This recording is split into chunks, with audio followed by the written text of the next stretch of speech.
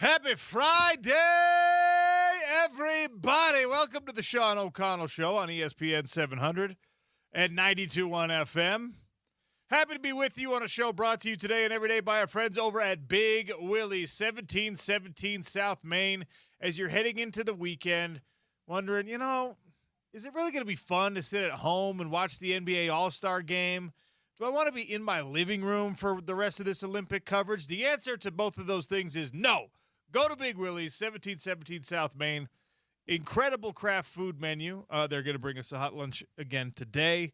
They've knocked it out of the park so far this week. I expect the same on Friday. Looking forward to that meal. Lunch specials every single day, including on Saturdays. They do brunch on Sundays.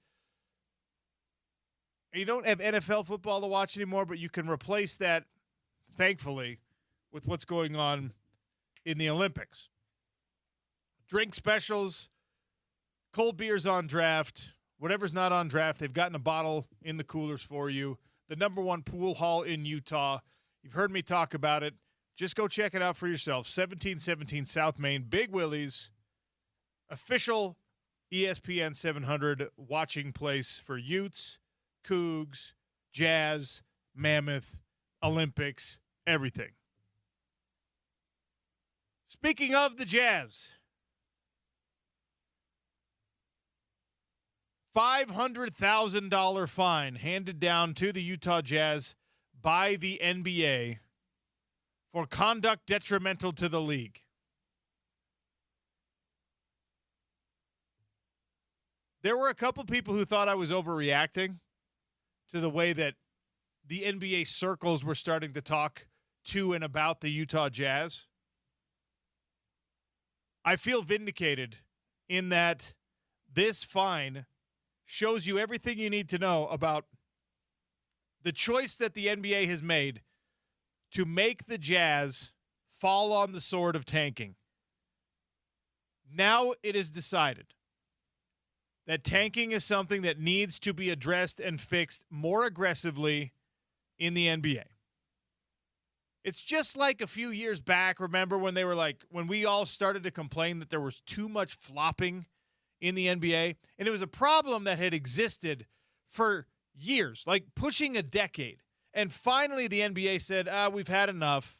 And there's a couple of players in particular that we're going to throw a fine at to be the examples. Well, the Utah Jazz have been chosen as the team. We're going to make an example out of the Utah Jazz. And I told you all the reasons why I thought that was happening, because you don't have a big, powerful, influential player. Even your big, powerful, influential alums are not heavily active, are not in media, are not visible voices. Like your all-stars, the all-time greats of your past, are either deceased or they are guys that they stay in the shadows, or they're guys that people don't want to hear from because they said things folks don't like about COVID vaccines or whatever.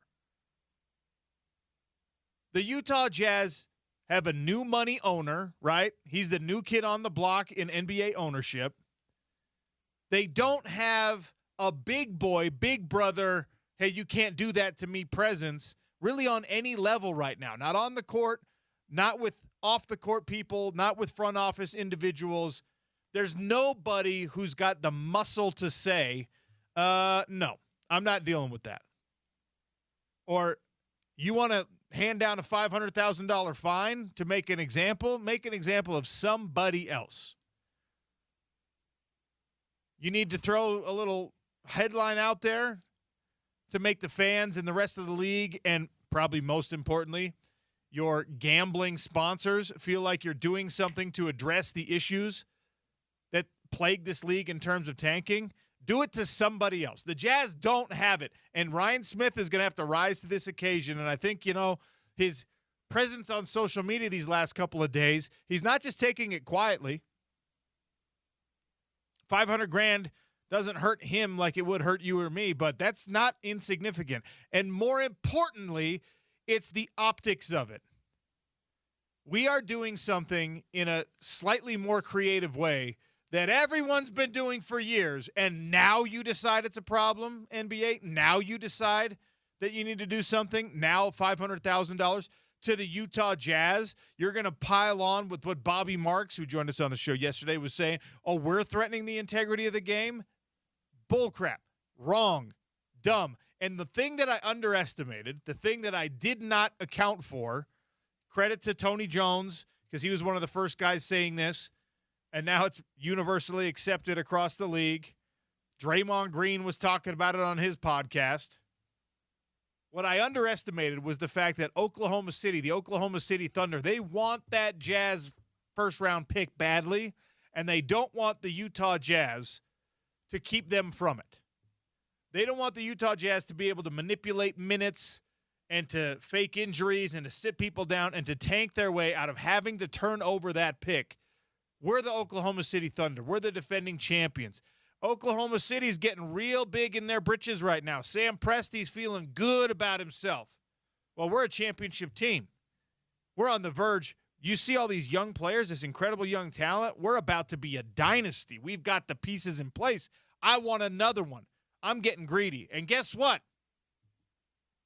I never thought I would spend 2-3 days in a week defending the tanking methods of the Utah Jazz, because it's been a relatively unserious franchise for the last couple of years that I don't think has always done what is right for the fan base. But now Oklahoma City, NBA, you've got me all the way on the side of the Purple Mountains. Now it's us versus everybody. Now it is Utah and Utah Jazz versus the league, versus Oklahoma City, versus Indiana, who's slightly getting a slap on the wrist as well. Certainly us versus the Lakers, us versus the Dallas Mavericks, who magically everything's working out kindly for them. It is us versus everybody. Back us into a corner, and you know what? Ryan Smith probably doesn't like me. Right now, I'm squadding up with him. Call me, Ryan. I'll go to the NBA offices with you. I'll be the stupid social media guy, put my phone in Adam Silver's face and be like, explain for me how this tanking is more punishable than the decades worth of tanking you've witnessed previous to it. Well. Tell me, what master do you serve, Adam Silver? Is it DraftKings? Is it FanDuel? Is it whatever Polymarket? Is it some prediction engine? Is it an AI overlord that says, oh, no, we can't control. This is too weird. We don't like this. We want the good old-fashioned, the unibrow sitting again. Anthony Davis says he's out for the 9 millionth game of his career. Oh, Luka has back spasms. We got to sit him down. Whatever. We want them to either not play at all or to play the whole game. By the way, you're being fined for manipulating the outcome of a game that you won, for tanking in a game that you won against Miami. Did you try to lose it? Yeah, you did. Say the quiet part out loud. But you didn't. This should be, if anything, a $250,000 fine. If you didn't like the behavior of the substitutions in 2 games, all right, well, we won one of those games, so you can't punish us for that one. What do you have against Bryce Sensabaugh and how clutch he is, Adam Silver? Yeah, what do you have against? I'm going to be the annoying TikToker and put my phone in Adam Silver's face and be like, explain for me why it matters when it's the Utah Jazz. Why does it hurt you when it's the Utah Jazz? Why were we supposed to trust the process with the Philadelphia 76ers, but with the Jazz, it's threatening the integrity of the NBA? It's crap. It's a double standard. It's a triple standard. It's egregious and ridiculous. And Oklahoma City, how dare you? You just did this to get Chet Holmgren. You just did this. The guys on your roster now, some of them, a lot of them, are on your roster because you just completed this process. You just pulled yourself out of this U-turn. And the guys in your front office and on your roster were involved in it.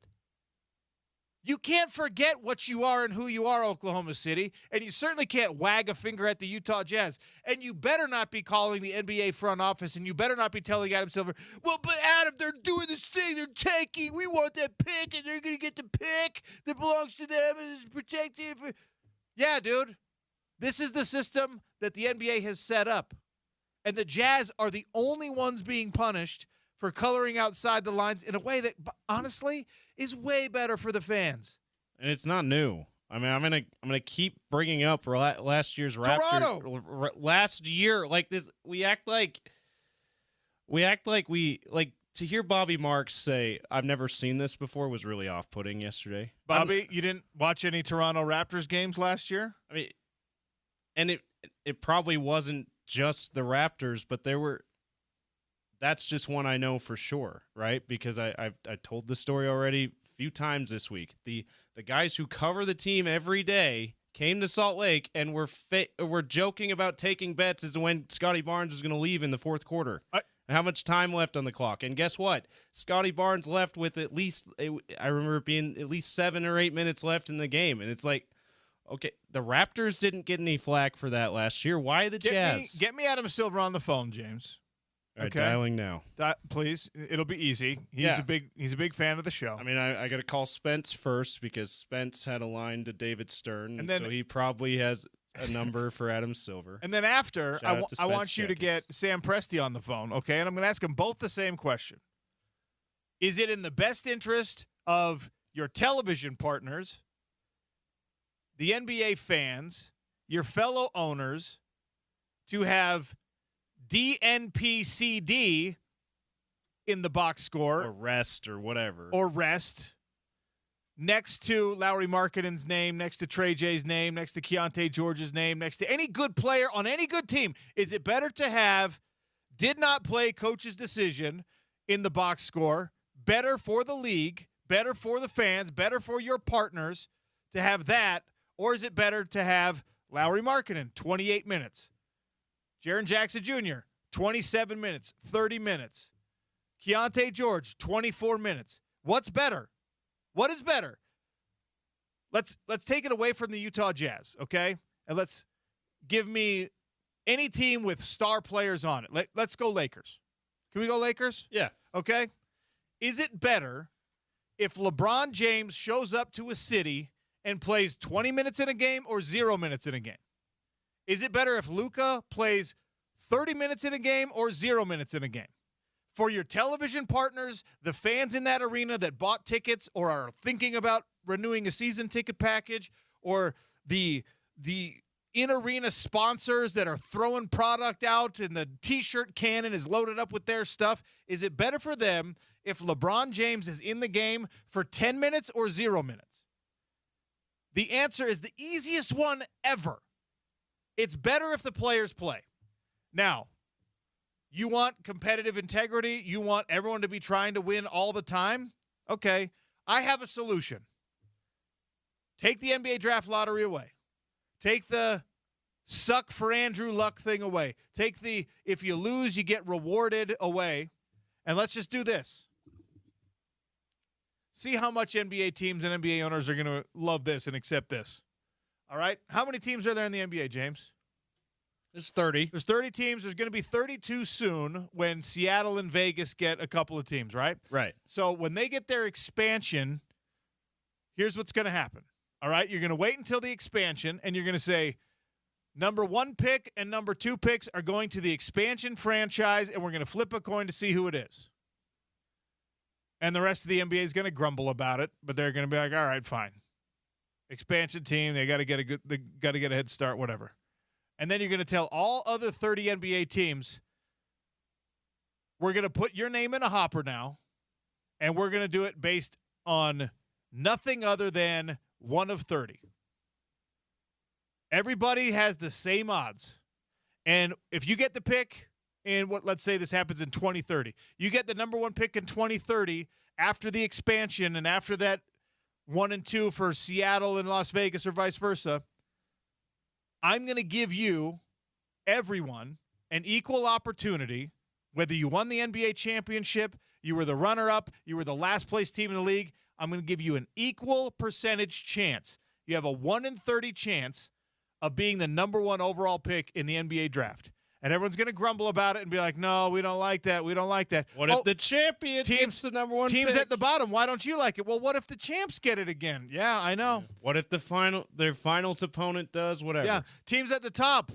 Why don't you like it? Well, because, like, that I don't want to have the same odds as everyone else. Well, guess what? You're fine. So you don't get to complain. All right, fine. Our teams at the top are going to accept it. Jazz, do you like this? No. Pelicans, do you like this? No, we hate it. Anyone else have an opinion about it? No one's going to agree to this. But let's get away from this tanking incentivizing system, okay? Now you get the number 1 pick. Your name comes out of the hopper next year. You don't have a chance at the number 1 pick for 30 more years. That's it. Hate that. Well, what? You got the number 1 pick. Put a logo on my head. But what about I hate that. How do we keep this cyclical, and how do we? No. You guys would not be adults about this thing, and you didn't like how many random enforcement opportunities the league took on the rules. So we're just going to do it. You have a 1 in 30 chance. Then the next year you have a 1 in 32 chance, because we're talking post-expansion. And after that, you have a 1 in 31 chance. And after that, you have a 1 in 30 chance and a 1 in 29 chance.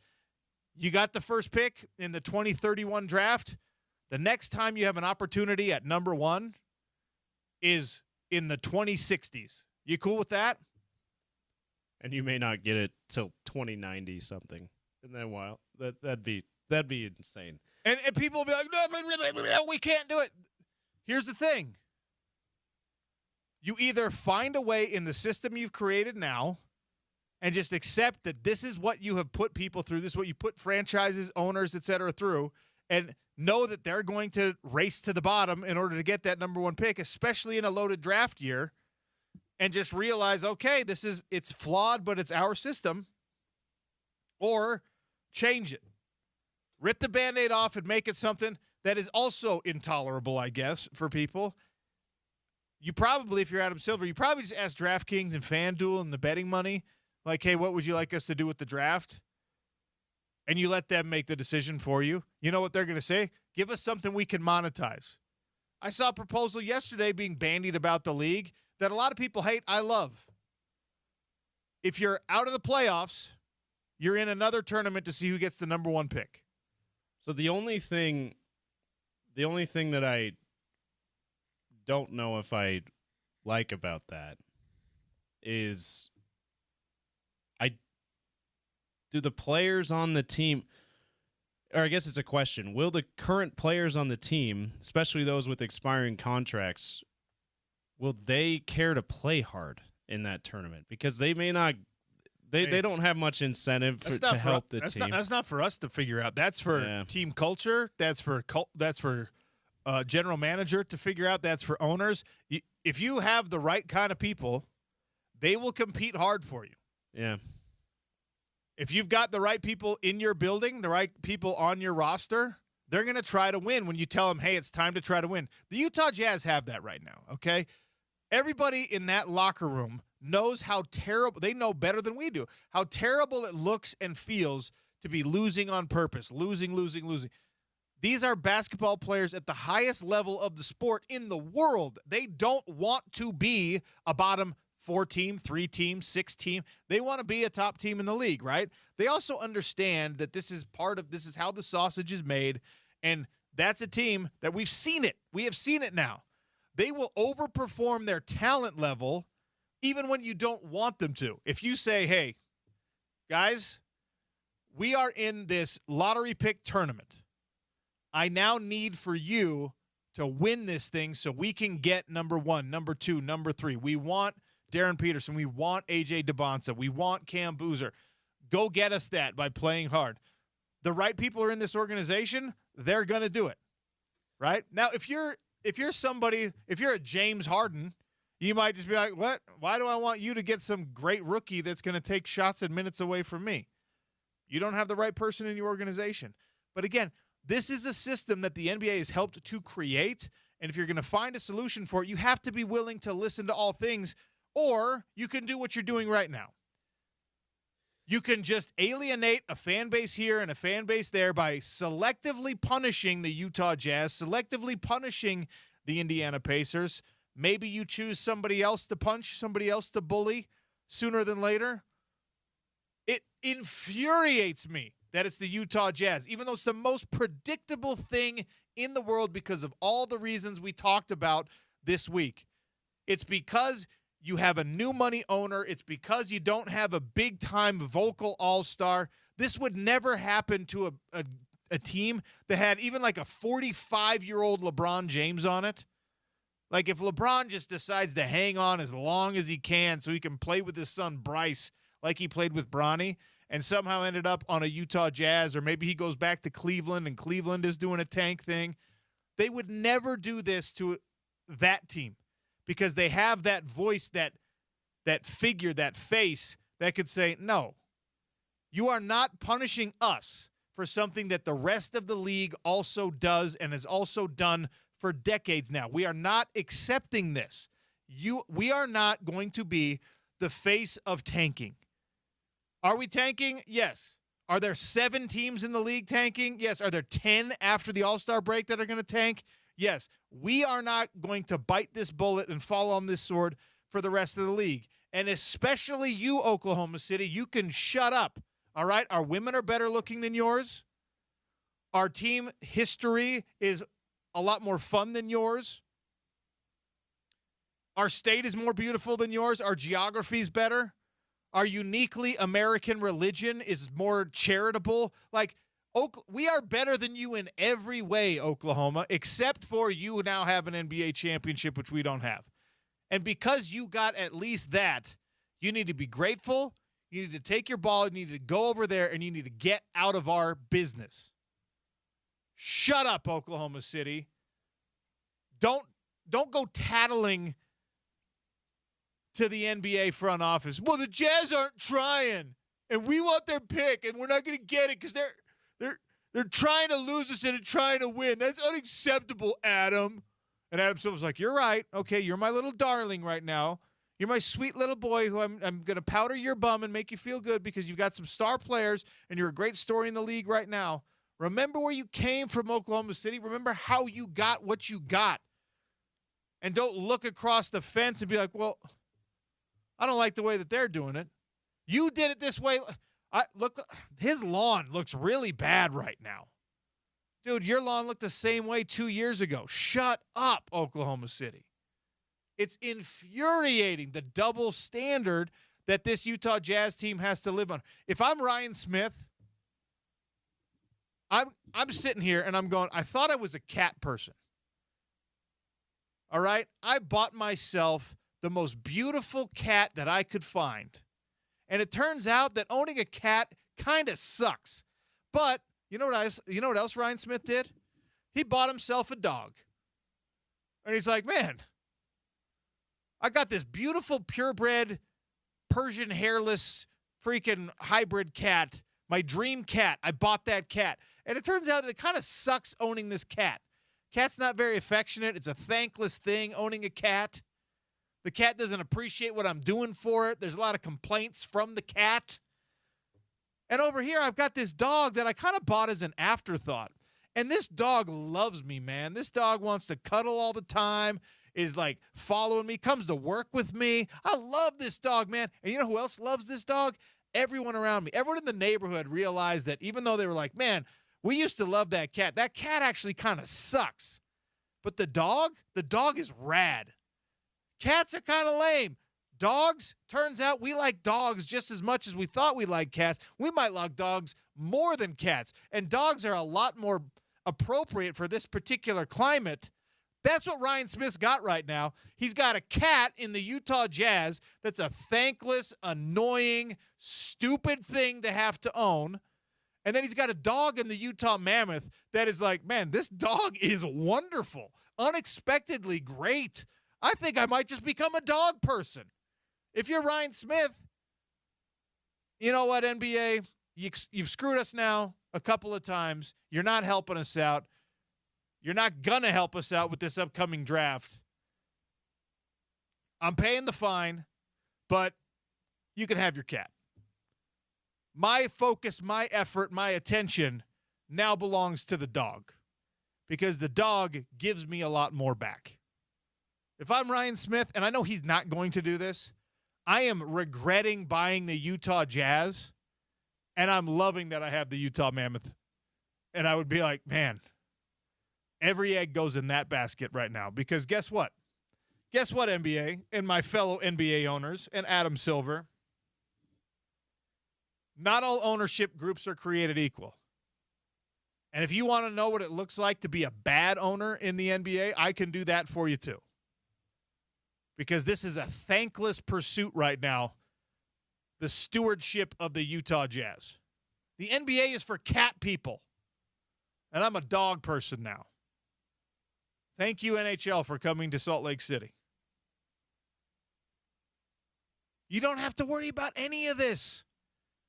The culture of the NHL doesn't allow this stuff to happen. We don't have to defend tanking. We don't have to sit here and be like, this kind of sucks. And it sucks in a way that we know is very obvious, but it's our sucky situation. So you don't throw any stones at our sucky situation. It's ours, and we're going to defend it. I don't like that that's where I'm at right now, but it's the right thing to do.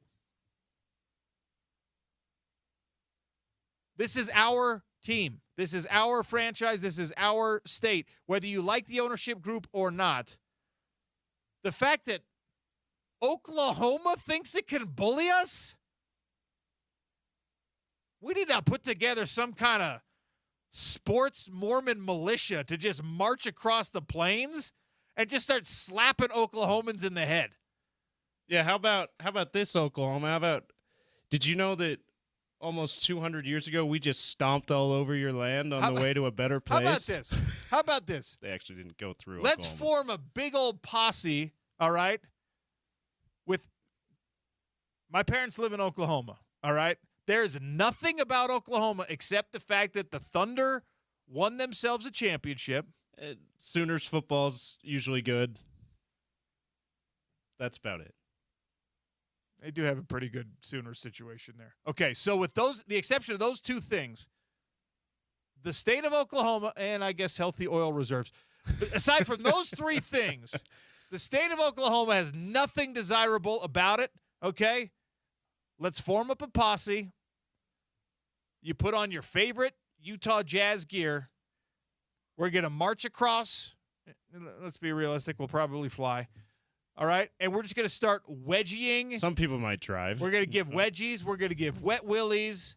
Okay, we're gonna go bully Oklahoma City and the Oklahoma City Thunder back into the place where they belong. You don't get to call the office and tattle on the Utah Jazz and be rewarded for it. And guess what?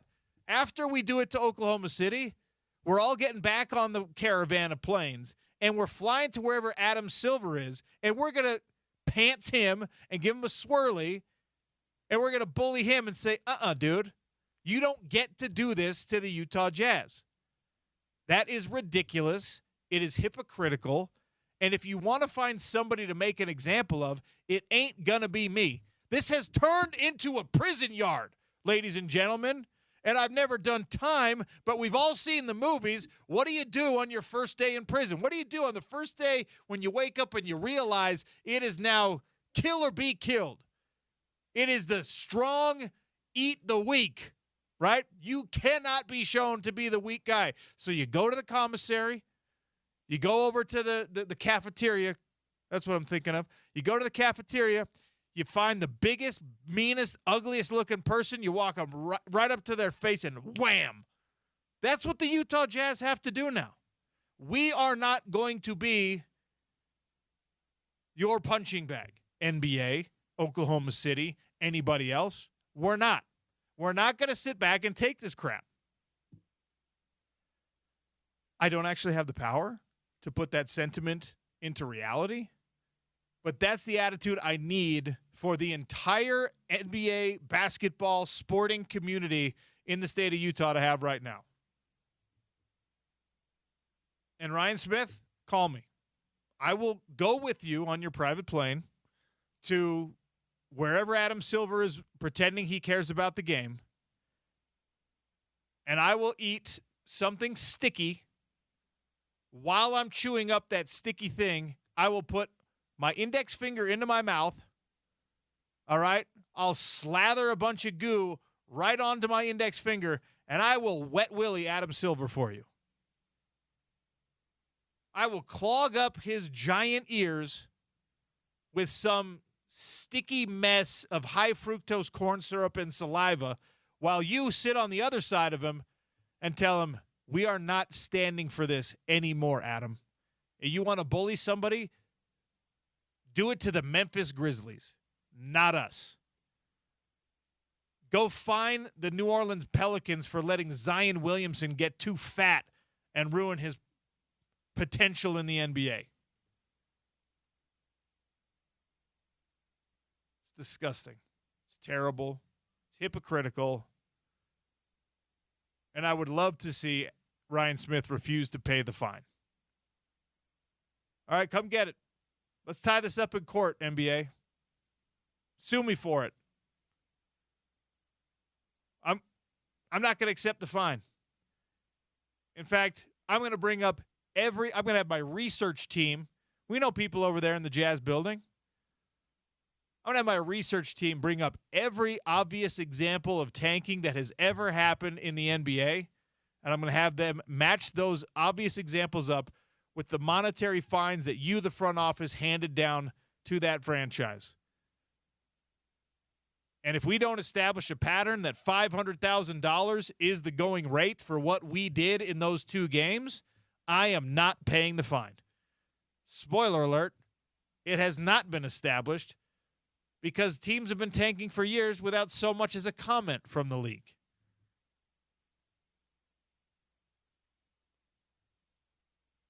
All right, I'm going to climb down off my soapbox, off my angry ledge right now.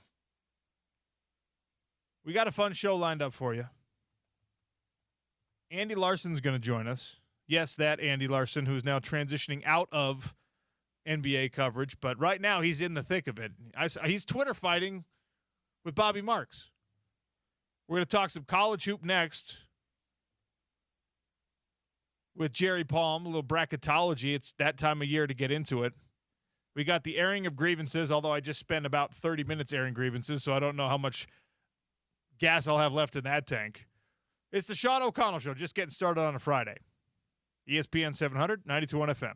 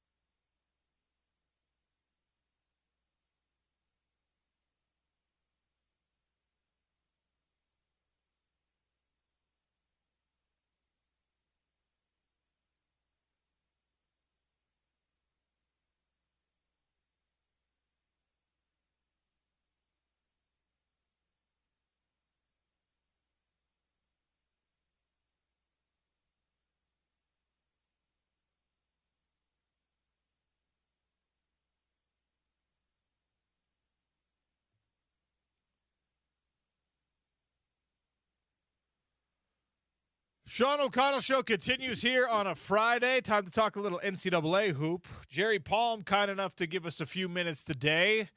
PalmBrackets.com. You know about the bracketology expertise that this man has been bringing to us for years and years, and we're lucky enough to lean on him yet again. Jerry, welcome to the show. How are you, sir? I'm all right. How are you? Doing okay. I just spent a lot of time ranting about the NBA punishing the Utah Jazz, in my opinion, unfairly. So it's nice to talk about something else because there's no solution in sight for me. But your two worlds of or your world of basketball, definitely crosses over into that draft lottery system because a lot of these guys in the brackets end up being top picks. Is there any solution that you think makes sense for the NBA? Oh, I don't know what the NBA's problems are. I don't even know the Utah Jazz story. I get so focused on college basketball, I don't even start paying attention to the NBA until April. That's what a cool way to view the sports world right now. I was gonna ask you how much Olympics you're watching, but I think I got the answer to that as well. A little bit, yeah. I'm getting a peek at it a little bit. It's hard to ignore the Olympics entirely, but all right. I'm not spending a lot of time on that either. Okay, but it's the NBA has got their own problems. College basketball's got problems with like eligibility rules, which seem to change day to day. They've got their own off the court problems. That's absolutely true. Maybe we'll get to those at some point. But let's talk a little bit about the two in-state teams and where they're going to find themselves when March Madness begins. We'll start with BYU because the expectations at BYU all-time high coming into this year for obvious reasons. Mm-hmm. AJ DeBonsa, Rob Wright, the returning guys from last year's roster that have been equally important so far this season. And BYU, they snapped a little bit of a skid. It was almost 5 in a row, but they ended up losing 4 in a row and winning that 5th one. And they're not necessarily having the regular season that a lot of people hoped they would, but there's plenty of good basketball left to be played even before they get to the Big 12 tournament. Where do you see BYU right now, and where's their ceiling when we talk about seeding for the upcoming NCAA tournament? Well, I'm actually still working on my bracket, but I just put BYU in, and they're a 5. So, but you think about that 4-game losing streak, it's Arizona, Houston, Kansas, and then they add Oklahoma State. And you know how life on the road is tough, but that's the worst of those losses, and that's still at least a maybe tournament team. So, yeah, but for BYU to move up, they need to win those games. They need to beat Oklahoma State. They need to beat Arizona and Houston and Texas Tech. I mean, those are the kinds of teams that they need to beat, the teams ahead of them in the bracket in their own league, to really get the juice they need to move up. They're going to get Iowa State at home. They're going to get Texas Tech at home. That's the place where you want to, best take advantage of it. And UCF has been tough too, especially on their home floor. And that's a tournament team, at least for now. So, those are the games that you want to win to get some juice to move up. And then you have to win the games you're supposed to win anyway. In the case of BYU and the roster as it stands now, one of the criticisms is that you spent all this money and you got all these big time star players, but the depth has not really come through. And that is part of the NIL world that we're all living in now. When we get to the tournament and when you get to your brackets, do you find that teams that, some of these smaller schools or some of the lesser knowns who aren't as big of players in NIL might actually do okay because they have a more even distribution of talent and maybe even better depth? Maybe. Depth, I've never really thought of depth as a big issue in the NCAA tournament because you play 2 games in 3 days. And then you get a week off, or half a week off, and then you play 2 games in 3 days, and it's not as rigorous a schedule as any more rigorous, at least in the regular season. So I don't know how much depth really matters in the NCAA tournament, unless you have foul trouble. That's where your depth comes in. Is if you have to go to your bench, you want to have guys that you can count on your bench. And foul trouble and injuries, but mostly foul trouble is what causes that. It's depth is good in the regular season because it's a grind, but it's important, and it's also important to cover for injuries. but I don't know. I think you can get by with a 7-man rotation if your 7-man rotation is good enough.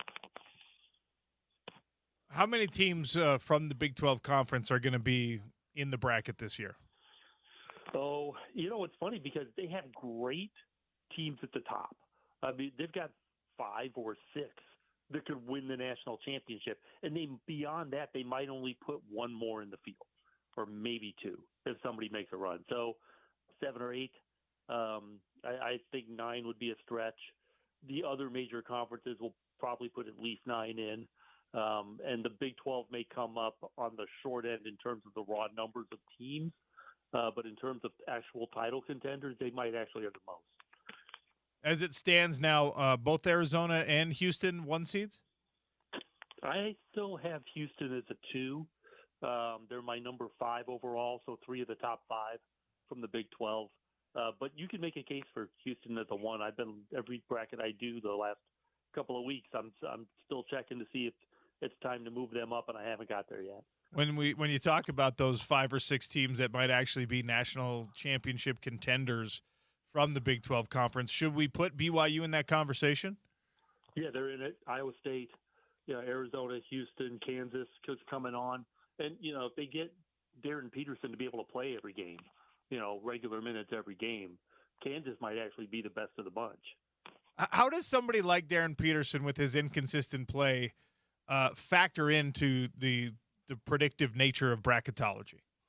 Well, it's, the committee can only, put so much weight on what he's done.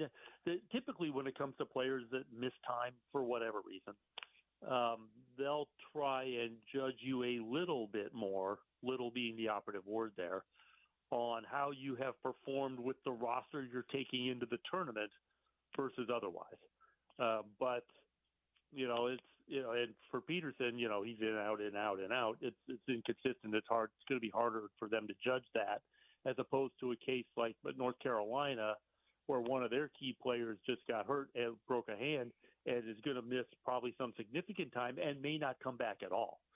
So, now what are we going to see from North Carolina? How they finish the year is going to be really important in the eyes of the committee, because that might be the team that North Carolina's taken into the tournament.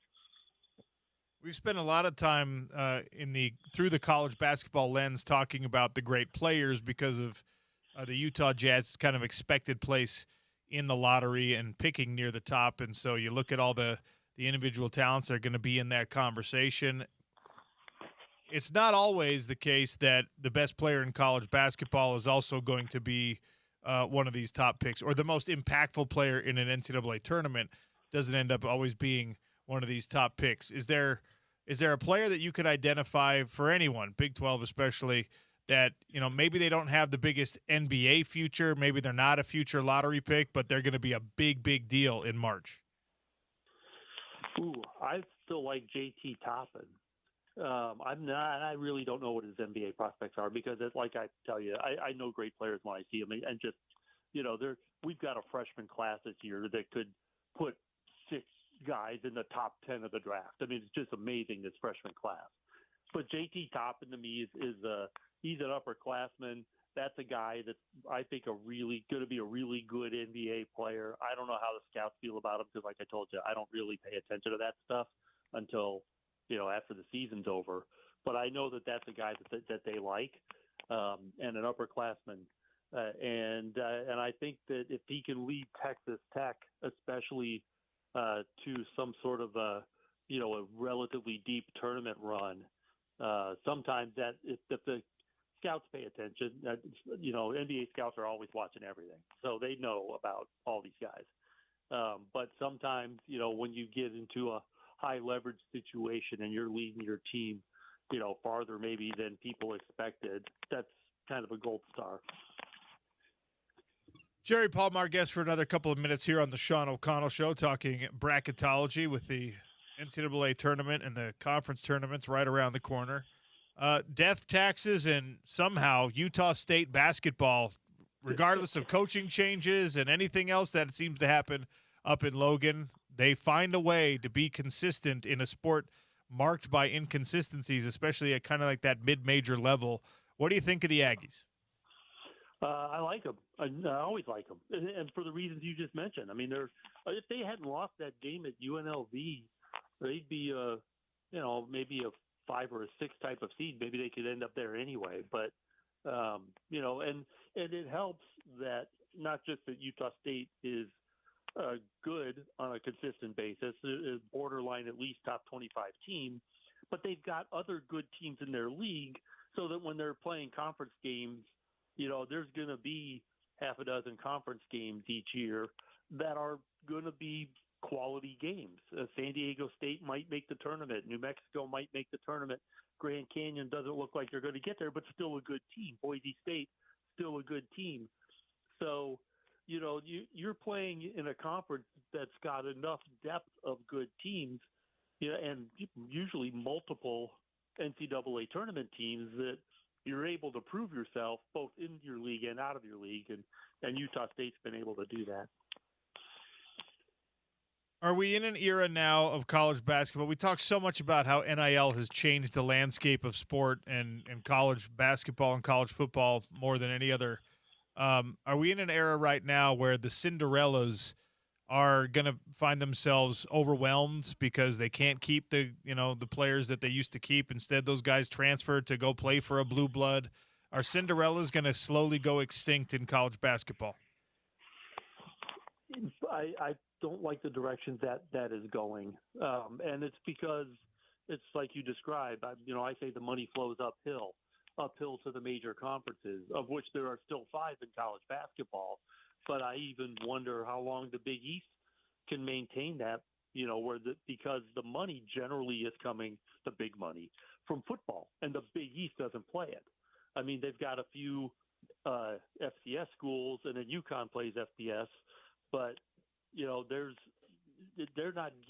schools aren't getting the big money from football, even in the Big East, that the other majors do. And I'm afraid that college basketball, and probably other sports as well, is going to be such that the major conferences dominate so much that it will be hard for even at-large teams to come from some of these other leagues, sometime in the, I would say, relatively near future, maybe 5 years or so, where you hardly see very many at-large. We might not have more than 5 at-large teams from outside the major conferences this year. In fact, I'll be surprised if it gets to 5. How many more years before you and I get to talk about Utah basketball being back in the bracket? Utah, it's I don't know what's going on there. The Big 12 is very competitive. Utah's always been kind of a proud basketball school. So I don't know if it's, poor decision-making in terms of how they're spending money or not getting enough money and devoting it to basketball while still trying to stay competitive in football. I don't know Utah basketball closely well enough to say for sure, but they should be getting resources like the rest of the teams in their league. And it's one thing to have money and another thing to spend it wisely. Yeah, well, we'll keep our fingers crossed that it's sooner than later. Jerry, can't tell you how much I appreciate your time. I know that it's a busy couple of months now ahead of you, so thanks very much. Oh, sure, anytime. Jerry Palm, palmbrackets.com, one of the best bracketologists you're going to find, and an encyclopedia of college hoops knowledge. Well done, James, getting Jerry Palm on the show today. Big thanks to Jerry for joining us. Hot Lunch is next. Lots left to get to. We're just getting rolling on the Sean O'Connell Show. It's ESPN 700, 92.1 FM.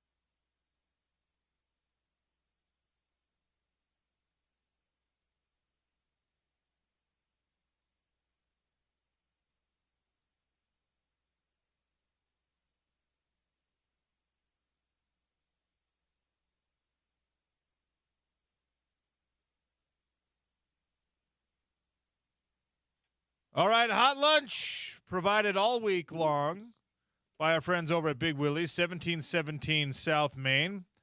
Behold on the YouTube. I'm holding it up for the camera. Tots, and extra fry sauce because Patrick and Michelle at Big Willie's, they know me well. They know that I'm a sauce man. Patrick has seen some embarrassing moments with me and probably many condiments. What am I looking at here, Patrick? So today we have a loaded ham and cheese sandwich with bacon. Ooh. And perfectly fried tots. You know, people don't add bacon and ham together enough. It's like they're like one pig product per sandwich or per. No. You got to double up on the pork. Yeah, let's go. Yeah. The pork farmers of America want your support. They're from different parts of the pig. Yeah, that's right. That's exactly right. It does work. And then the tots, always perfectly golden brown and crispy, just how I like them. Big Willie's, been rolling. Number one sports bar in Utah, number one pool hall in Utah. Trivia, you got bingo. Did anyone win the jackpot? It was up to 2,000? Nope, still up to 2,000. All right. So come on down and play. That's Tuesday nights. Free to play. Starts at 7:30. And then trivia on Wednesdays. Trivia on Wednesdays. What do you have coming up this weekend? This weekend, obviously football is over, but Sunday we have USA versus Germany. Okay. We have two mammoths on opposite sides of the ice. That's right. JJ Peterka playing for Germany. Clayton Keller hopefully will play in this one. He didn't play against Latvia. Hopefully he will play against Germany for Team USA. I like it. Yeah, so we'll have that on with the sound, and it'll be a good environment. Come on down, have some cheap champagne. Mimosas will be on sale on Sunday. We have 3 different sizes, small, medium, and large, and the small one's $2.50. All right, I need you to be honest with me right now because we assign, we pick our passions when it comes to the Olympic competitions. And you're a big, strong guy, but I know you love the ice dancing. Be honest with me. What is the Winter Olympic event that you're like, obviously you're not watching it, but once every 4 years that really gets you? So I can't say the bobsled. You can. So I like the bobsled. I do like the double luge. The double luge. That's very odd. Nobody likes that. It's so strange. I mean, if they crash, it's going to be a disaster. It's just, why do you need two? We get it. You're going fast on a sled. What does the top person do? What does the top person do? Does the weight make it go faster? Like, probably. I don't get it. It makes me feel like the sport was invented by someone who did the luge, and they had like a kid who was too big to be like, can I sit on your lap and go down with you? And they're just like, fine. Doesn't know how to say no to their like 12-year-old. And then they realized, holy cow, this makes me go faster. We should do a doubles luge. There's no. Or the person that came in second just threw that big of a fit, and he's like, I'm just getting on top. We're going down together. Can't beat him, join him, literally. Yeah. All right. Yeah. You had to make bigger sleds and everything? Yeah. All right, so doubles luge. Yeah, doubles luge. All right. I don't know. What do you like to watch, Michelle? Figure skating? Michelle likes the figure skating. She loves the outfits. We were talking about the outfits before we came on the air. We should, if we had a little more foresight, we should have found somebody to make us some figure skating outfits and worn those in for the Olympic broadcasts. Yes. Or just dress up in our Comic-Con outfits. Yes. Like one and the same. Like we were talking about it casually the other day. One of the couples was dressed in costumes from the movie Dune, and I was watching it on mute here in the studio. People heard you. If you're listening to the show, you heard me talking about, they look like Dune outfits. Then I watched the replay on primetime, and they were Dune outfits on purpose. It was Dune music and Dune outfits. I was like, this is unserious. You can't go to an Olympic competition and be like, I want to dress as Luke Skywalker. What place was that group in? Were they in first? No. No. I feel like if you want to win and like be serious about the medals, you have to be kind of mean and scary looking, right? Like that French couple, beautiful, scary people. Yeah. Right? Controversial, by the way. Yeah. Bribing the judges or extorting the judges or whatever. Good, does it? But the point is, you can watch it all down at Big Willie's. Patrick will turn on the doubles luge for you. Michelle will turn on the figure skating for you. The hockey, of course, will be on all the big screens. Incredible foods, incredible drink specials, cold beers on draft, The pool hall is always top notch. Anything else I'm missing? I think that's it for the week. Yeah, just come down. The Olympic environment at the bar is awesome. Everyone's cheering for whatever country they come from. Most of it's here in the U.S., but it's a good vibe, and it's, it only happens every 4 years. So come down and enjoy it in a group setting. Well, how are the Greeks at the Winter Olympics? We delivered the torch. I mean, what else do you guys want? Well, I mean, Patrick is Greek, but like you guys invented the Olympics, but the Winter Olympics feels like there's probably not a lot of Greek success in the Winter Olympics. No, I don't think we have much say in what sports. Is there any snow even in Greece? I don't know. No, I don't think so. Head down to Big Willie's, 1717 South Main. Thank you guys for bringing the hot lunch, as always. Thanks, guys. Go to the YouTube and look at it. It's delicious. Get the tots. The fries are really, really good, perfectly seasoned. The tots are even better. And the tachos. Menu item that they brought in, and I did not share with James because I wanted the whole pile of tachos to myself. Yeah, I'm not mad about it at all still. Yeah, it's okay. It's your prerogative. What's that? I'm grateful when you do Patrick share. doesn't have the headphones on, so James, he can't hear what you're saying. So James says he doesn't want the tachos. He just wants me to have 2 orders of tachos. All right, cool. I'm glad I was able to resolve this for you. Not what I said. Stay tuned for more of the Sean O'Connell Show. ESPN 700, 92.1 FM.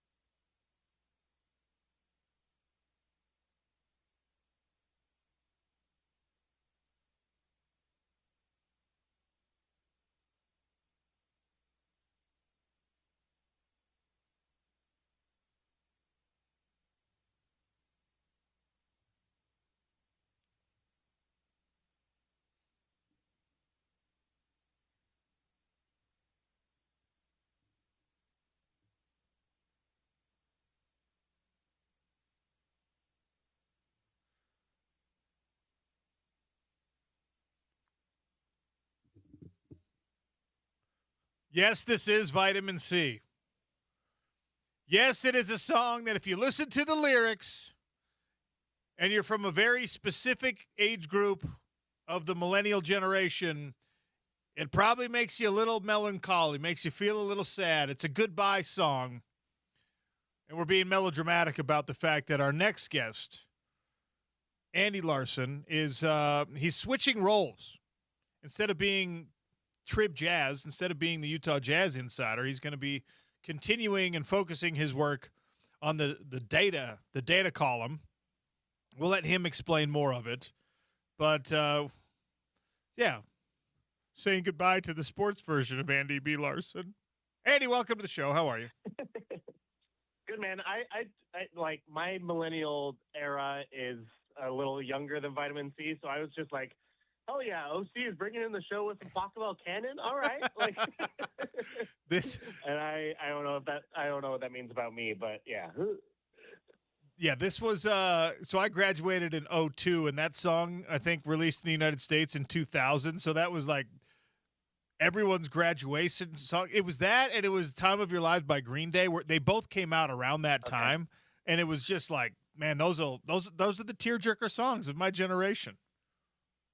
I mean, I remember like Green Day, like that hit for us in middle school, like because I graduated in 2008. Okay. So yeah, like that, that was like kind of right in that timeline.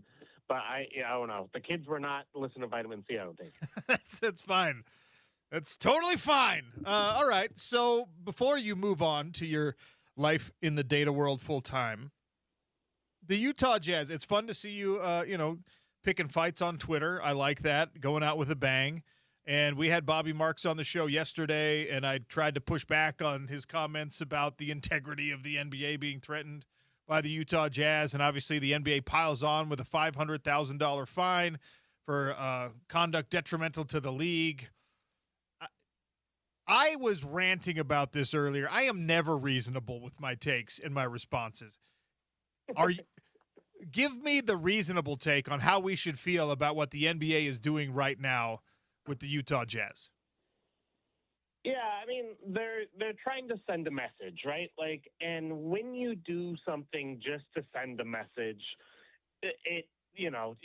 the likelihood that you are correctly applying justice is pretty low. And I think that's what we're seeing. Like, I think the Jazz have become the face of this thinking issue for a couple of reasons. One, like, they just have been doing it for a long time, right? Like the Jazz traded Mike Conley in Lowry's first season with the Jazz, right? That was 4 years ago now. And they tanked out the rest of that year. They tanked out the rest of the next year.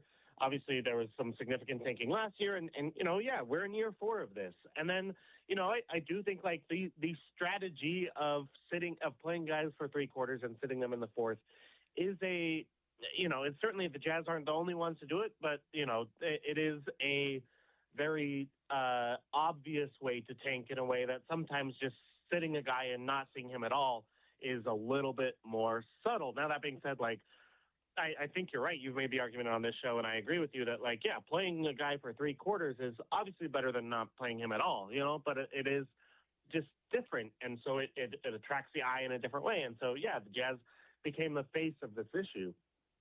But it does not make sense, given that we know 9 other NBA teams are tanking and doing things that are pretty egregious. And, Will's press conference comment last night that, hey, Lauri Markkanen was on a minutes restriction.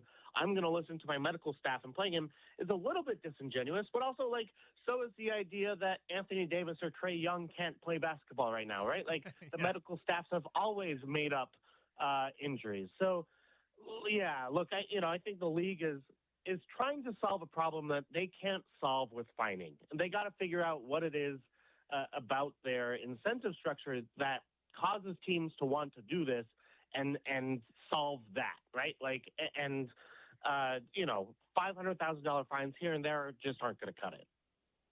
I know I've asked you this question before, but have you seen a proposal on how to combat tanking that actually makes sense for the NBA? There are a couple out there, and I think they have kind of different strengths and weaknesses. I kind of like one that I heard recently that breaks the season up into kind of different sections. So you could say the way that would work is before the All-Star break, you play, let's call it 58 games, 2 against every opponent. And then, you rank the teams that way. You have a kind of a regular season. And the top 10 teams then are playing for playoff spots for the remaining 25 games. The middle team, 10 teams, are playing in the play-in tournament and to try to get into the play-in spots. And then the bottom 10 teams, as ranked by this first 58-game regular season, are playing for a draft pick, or the winner of the last 25-game slate of games of schedule, I guess. Get AJ DeBonsa or Darren Peterson or Cam Boozer or whatever. I think that makes a little bit of sense because then you do have teams basically trying to win for the entire year, but that's not perfect either, and it's also really complicated, and like no league has ever done anything like that, and be confusing for fans, and if you eliminate the draft entirely, teams get stuck at the bottom, and you get kind of where the English Premier League or whatever is right now, where you just get they're a top 6, and then it's hard to break into that. I think if you just say, hey, Adam Silver suggested a tournament at the end of the year for teams to see who gets the top pick. I could see teams kind of tanking out of the playoffs in order to try to make their way into that tournament. That's no good. I mean, I have a way we could fix that. Like a really solid answer here. I have a way we could fix that.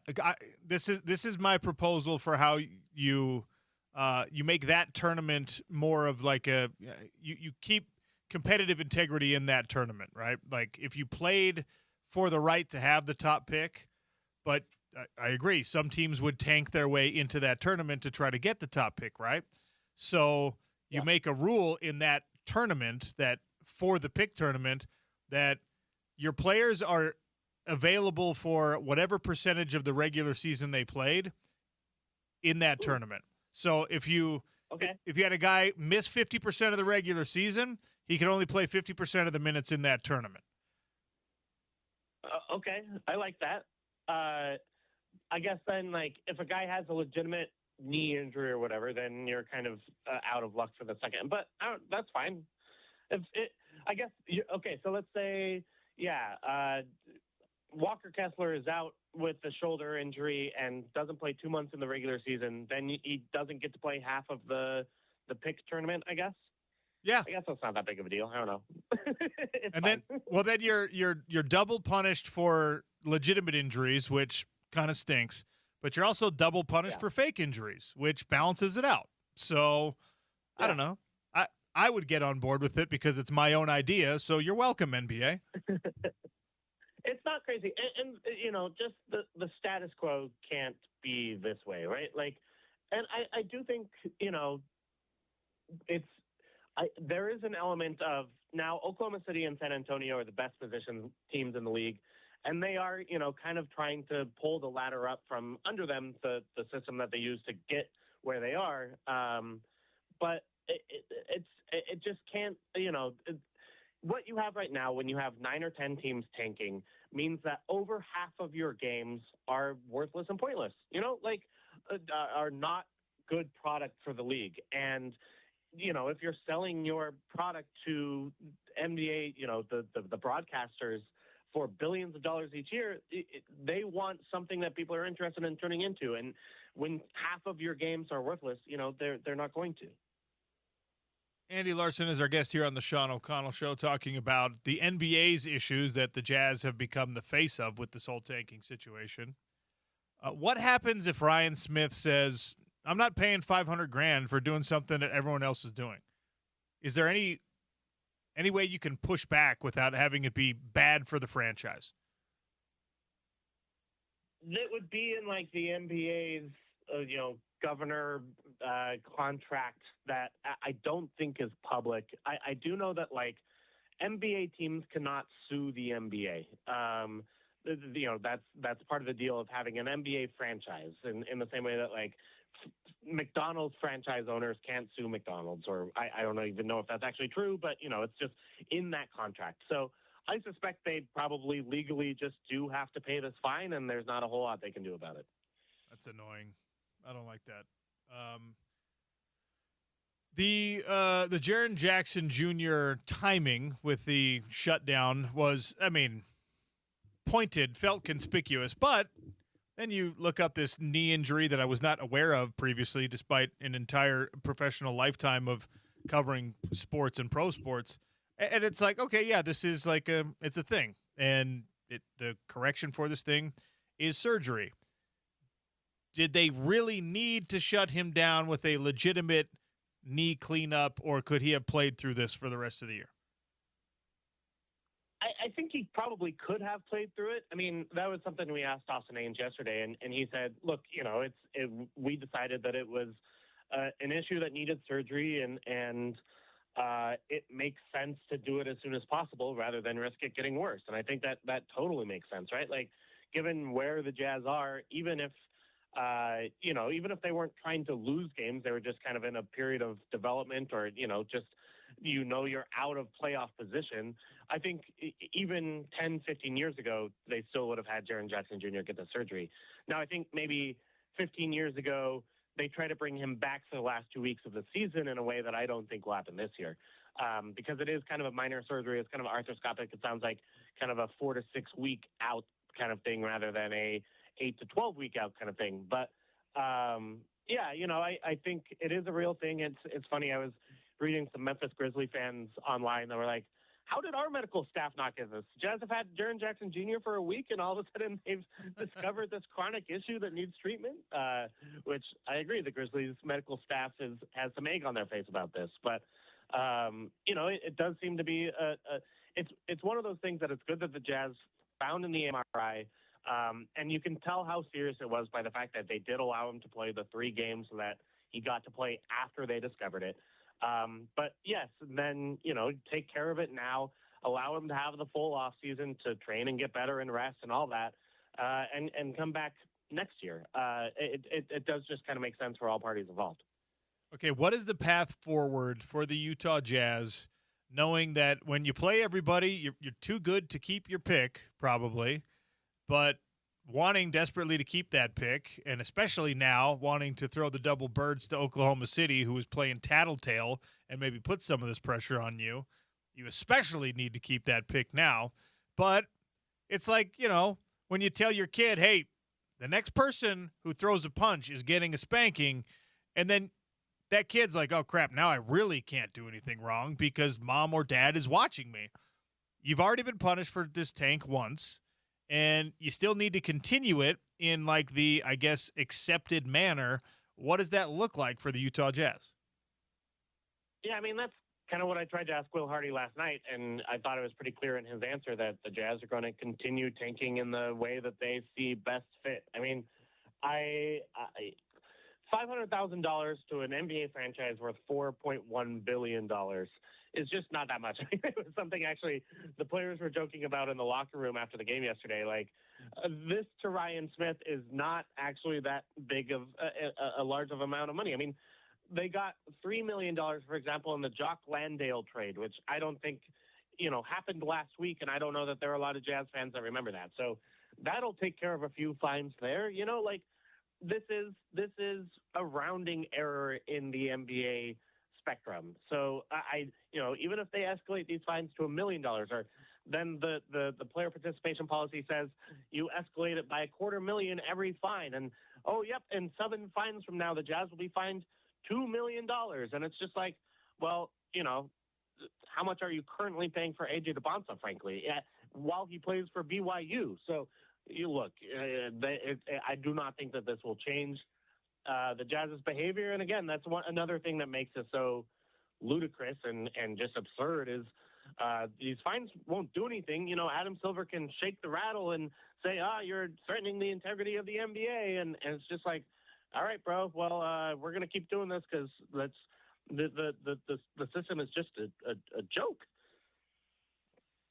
We haven't talked about the Pacers and their $100,000 fine and the clear distinction between the way the Pacers conduct their business and the way the Utah Jazz conduct their business.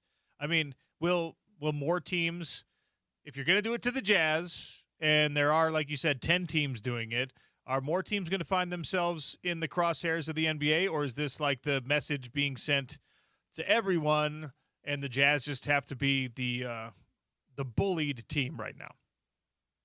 Yeah, I don't know. I don't think that the statement and the fine landed last night and today the way that the NBA thought it would. I mean, I saw a lot of pushback on social media, and then I'm seeing a lot of pushback among like NBA kind of official platforms today, right? Like on ESPN, from like Amazon Prime commentators. Like there's a real sense in this fine that like that the NBA kind of did screw the Jazz a little bit in a way that was unfair. And I don't, there's, I think a lot of conversation about how the league can fix this, but I don't think like everyone was like, oh yes, justice has been done here. Well done, NBA. Adam Silver finally growing a backbone to the issues of the league. It's like everyone's kind of making fun of Adam Silver here. He looks pretty bad.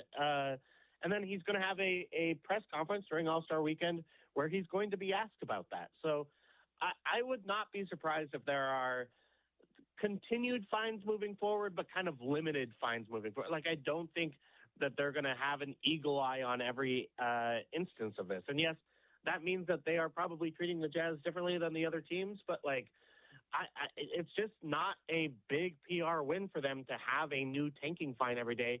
That makes the league look awful. Yeah, there's that at least. So give me some insight on the decision-making process you went through personally to abdicate your throne as the Jazz writer and move into the data world more consistently. Yeah. I mean, it's I love the Jazz beat, and this has been my dream job, right? Like, I grew up reading the Tribune, reading the Jazz coverage there, like with my breakfast cereal when I was like in high school, and to be able to like go around the country and watch basketball games for my job has been a dream come true. It also is a crazy life, and it is a lot of travel, and it is insane hours, and you don't get very much sleep, and you end up eating like weird TGI Fridays meals that I posted the pictures of me when I started this job when I was 22 and what I look like now when I'm 34, and I look like I've aged 35 years. I look like I'm 50 now. So I think like just living a healthier lifestyle, developing relationships in my world with friends and family, and I think I'm really excited for. And then I'm excited to like kind of open my sphere of interest. Like I love basketball for sure, and sports will always be an important part of who I am. I love competition. I love everything about it. The last 4 years of covering the Jazz have been a little bit mundane, have been a little bit, not every day was as interesting as yesterday was. And so I'm excited to kind of get to use my curiosity, my analytical skills on other things in the world, whether that's, I think it can be politics. Sometimes I don't think I want it to be all the time. I want it to be about kind of issues that matter to Utahns. And from like, I'm doing an article right now on airfare costs from Salt Lake City's airport, healthcare. I mean, all that's all kind of random stuff that happens in our world that matters to people. So, I'm honestly really looking forward to it. Well, I'm very much looking forward to the airfare one. Like, I travel a lot, and that's one I'm very, very interested in. So when is that coming out? It's, I think in 2 weeks is the current plan, which I know now you got to wait for that. But, that's what we got. All right. I like it. I mean, we appreciate the work that you've done, obviously, on the Jazz beat and all the contributions you've given to this show and to every other show that I've done over the years that I've known you, and obviously wish you luck, but hopefully we still see you around. Hopefully every once in a while we can still reach out and make up a reason to talk to you here on the air.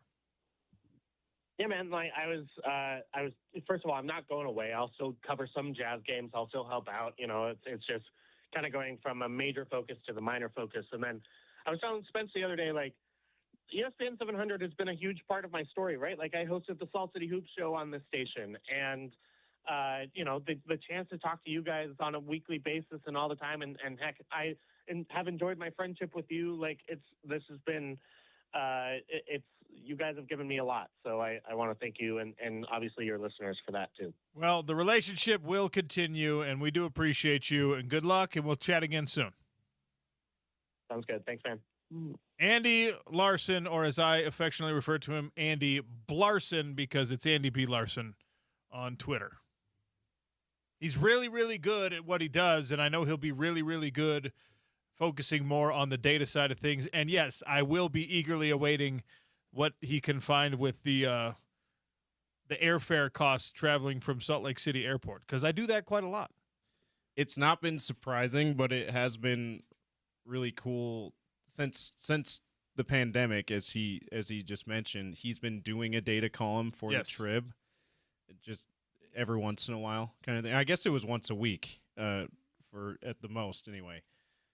It's not been surprising how good those have been, because data is his thing. He knows how to analyze data. He was a math major in college, so he knows numbers and data, and that's what one of the unique things he brought to his NBA coverage, right? Before it was really this huge analytics driven revolution in the NBA, he was one of the writers as a blogger bringing that side of things to the league. But it's been fascinating to see him write things other than sports in those data columns and go, oh my gosh, he's incredible at this too, right? And how interesting and entertaining those stories and informative those stories can be too. Those columns can be. So I'm looking forward to the full-time data columns from Andy as well. This coming in on the text line from 9421.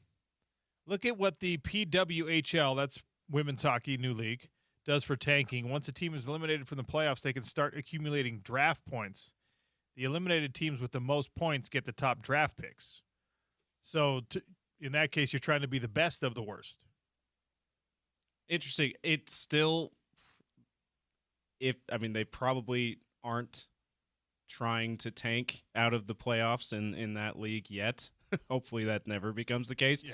But it still leaves you vulnerable to what Andy brought up, that, hey, if I'm at the bottom of the playoff of the playoff picture, I'm not gonna, and I don't feel like I have a chance to even make it out of the first round, I probably have a better chance to the number one overall pick, and I can be better than I was last. What do you think of my minutes fix? I love that, actually. If you say to teams, look, availability for this pick tournament is going to be the same as the availability of the regular season. So if you shut a guy down, he's shut down for the tournament. If you shut a guy down halfway, he's shut down for half of the tournament, half of the minutes in your games.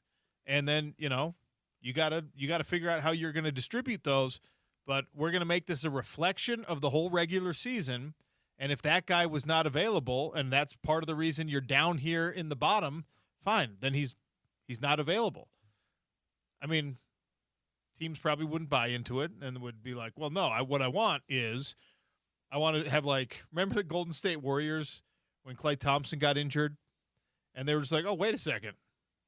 We have, like, a championship roster that now two of our best players are hurt. Yeah, Steph breaks his hand midway through the year, and they're like, all right, we don't need to try to win anymore. So, like, in a case like that, you could just be like, all right, well, we have a less than ideal injury situation, and we're going to go ahead and tank our way into this tournament. And then, oh, look, Steph's healthy for this, and now we're going to win this tournament, and now we get the number one pick. You don't want that to happen. Right. So how do you control that? How you have to put something in place to say, nope, if he was not available for these regular season games, whatever that percentage is, he's not available for this tournament. Actually, making it minutes, I think, makes it a little bit more complicated to figure out, but I also think it's better because when you first were saying that before you finished your thought with Andy, I thought you were going with, and what I was thinking is that the percentage of games, and then they'd have to figure out, they'd have to hold them out of games to make sure they're there later in the round, but they might not get there anyway. That's why I think it's harder because I like the minutes better because you don't have anyone holding out players for these games. If you do it on minutes, percentage of minutes available, right? You know how long an NBA game is, yeah, right? 48 minutes. You don't know how many games a team is going to be able to play in a tournament. In the regular season, you do. So you can get, all right, he played 41 games. He's 50% available. Well, then what do you base that on? The 50% of the entire tournament if you make it all the way through, if you're the best team in the tournament? And then they got it just like, hey, guys, sorry, but so you left minutes on the table in that case, or Yeah. you held them out too long, and so you lost your way out of the tournament, whatever. But if you're just like, hey, you missed the first half of the season, you can only play in the second half of these games. And you go, instead of going off of how many minutes they played in the games that they played, you're just saying, we're assuming 48 minutes. We're assuming full games if you played in a game. If you're available for the whole game. So you get 24 minutes a game. Yeah. Yeah. I love that. It's also not that different from, like Will Hardy mentioned it, as one of the excuses that the Jazz are using is that, we didn't sit these guys because we're tanking. We sat them because they're on minutes restriction. That's a normal thing in the NBA when guys are coming back from injury. We're used to a minutes restriction for star players for those things. So this would not be a huge detraction to be like, that guy's on a minutes restriction. It's just for a completely different reason. If your league is going to embrace load management and then minutes restrictions that are associated often with load management, and then a team uses that and manipulates their tanking situation based on that, you actually cannot find them, but the NBA still decided to. I don't want to get worked up again. We have a lot to get to in the Daily Dump. So we're going to take a break, and we're going to do that on the Sean O'Connell Show. It's ESPN 700 and 92.1 FM.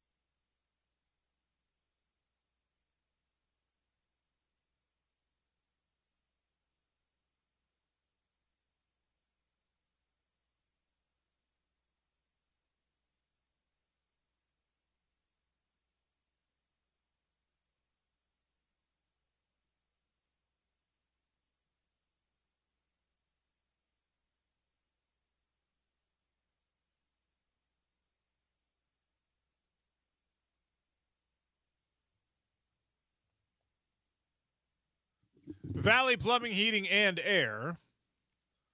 Not just plumbing and drain cleaning, but now they can handle your furnace problems, your vent issues, anything that you're worried about with the air conditioner. Look for the truck with the duck and tell them that OC sent you. They bring us the Daily Dump every single day here on the Sean O'Connell Show. All right, I know that a lot of you are working a real job today, and you don't get to sit with a muted TV in front of you while you do your radio show like I do. And I'm very grateful for that because we get to watch some Olympics.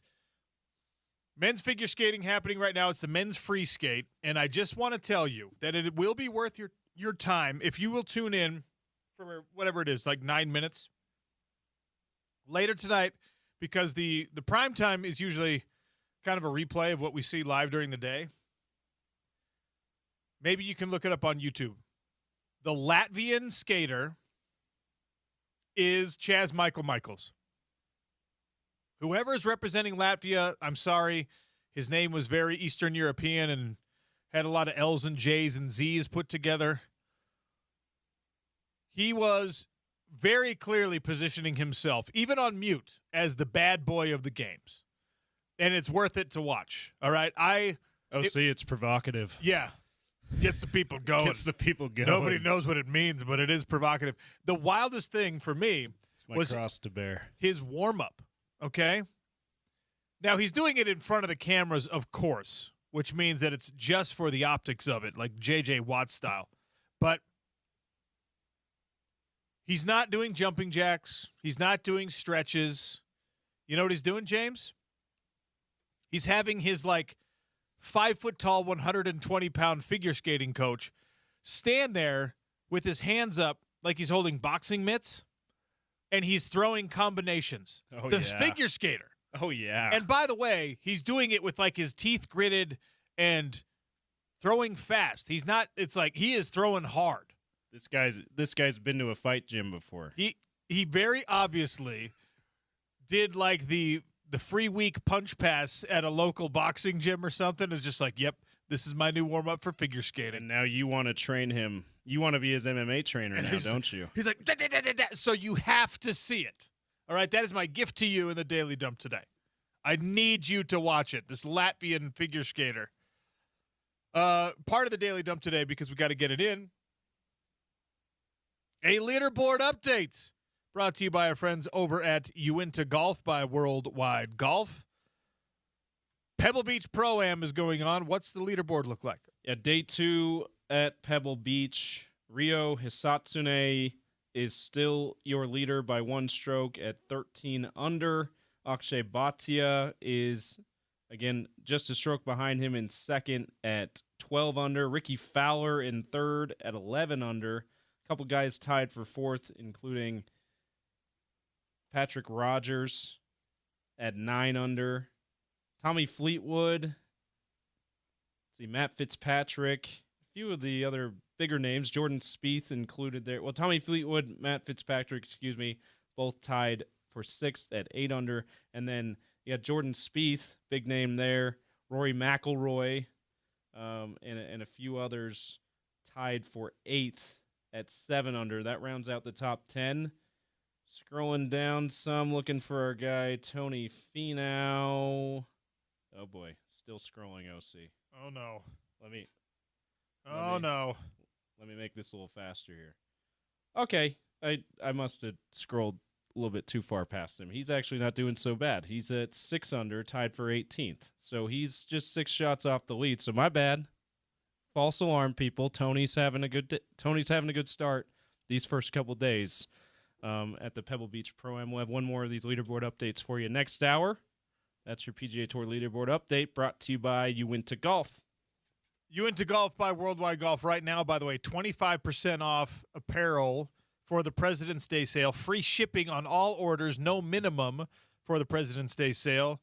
Also, a great time to pick up some used golf clubs. If you're like me and you're a very, very, very casual golfer, you don't need to be dropping thousands on the new bag with all the best stuff. Take advantage of the fact that other people do that. And when they do, they might sell their old clubs back to or do some trade-in at Uinta Golf. Go take advantage of it. Lightly used golf. They're always in great condition.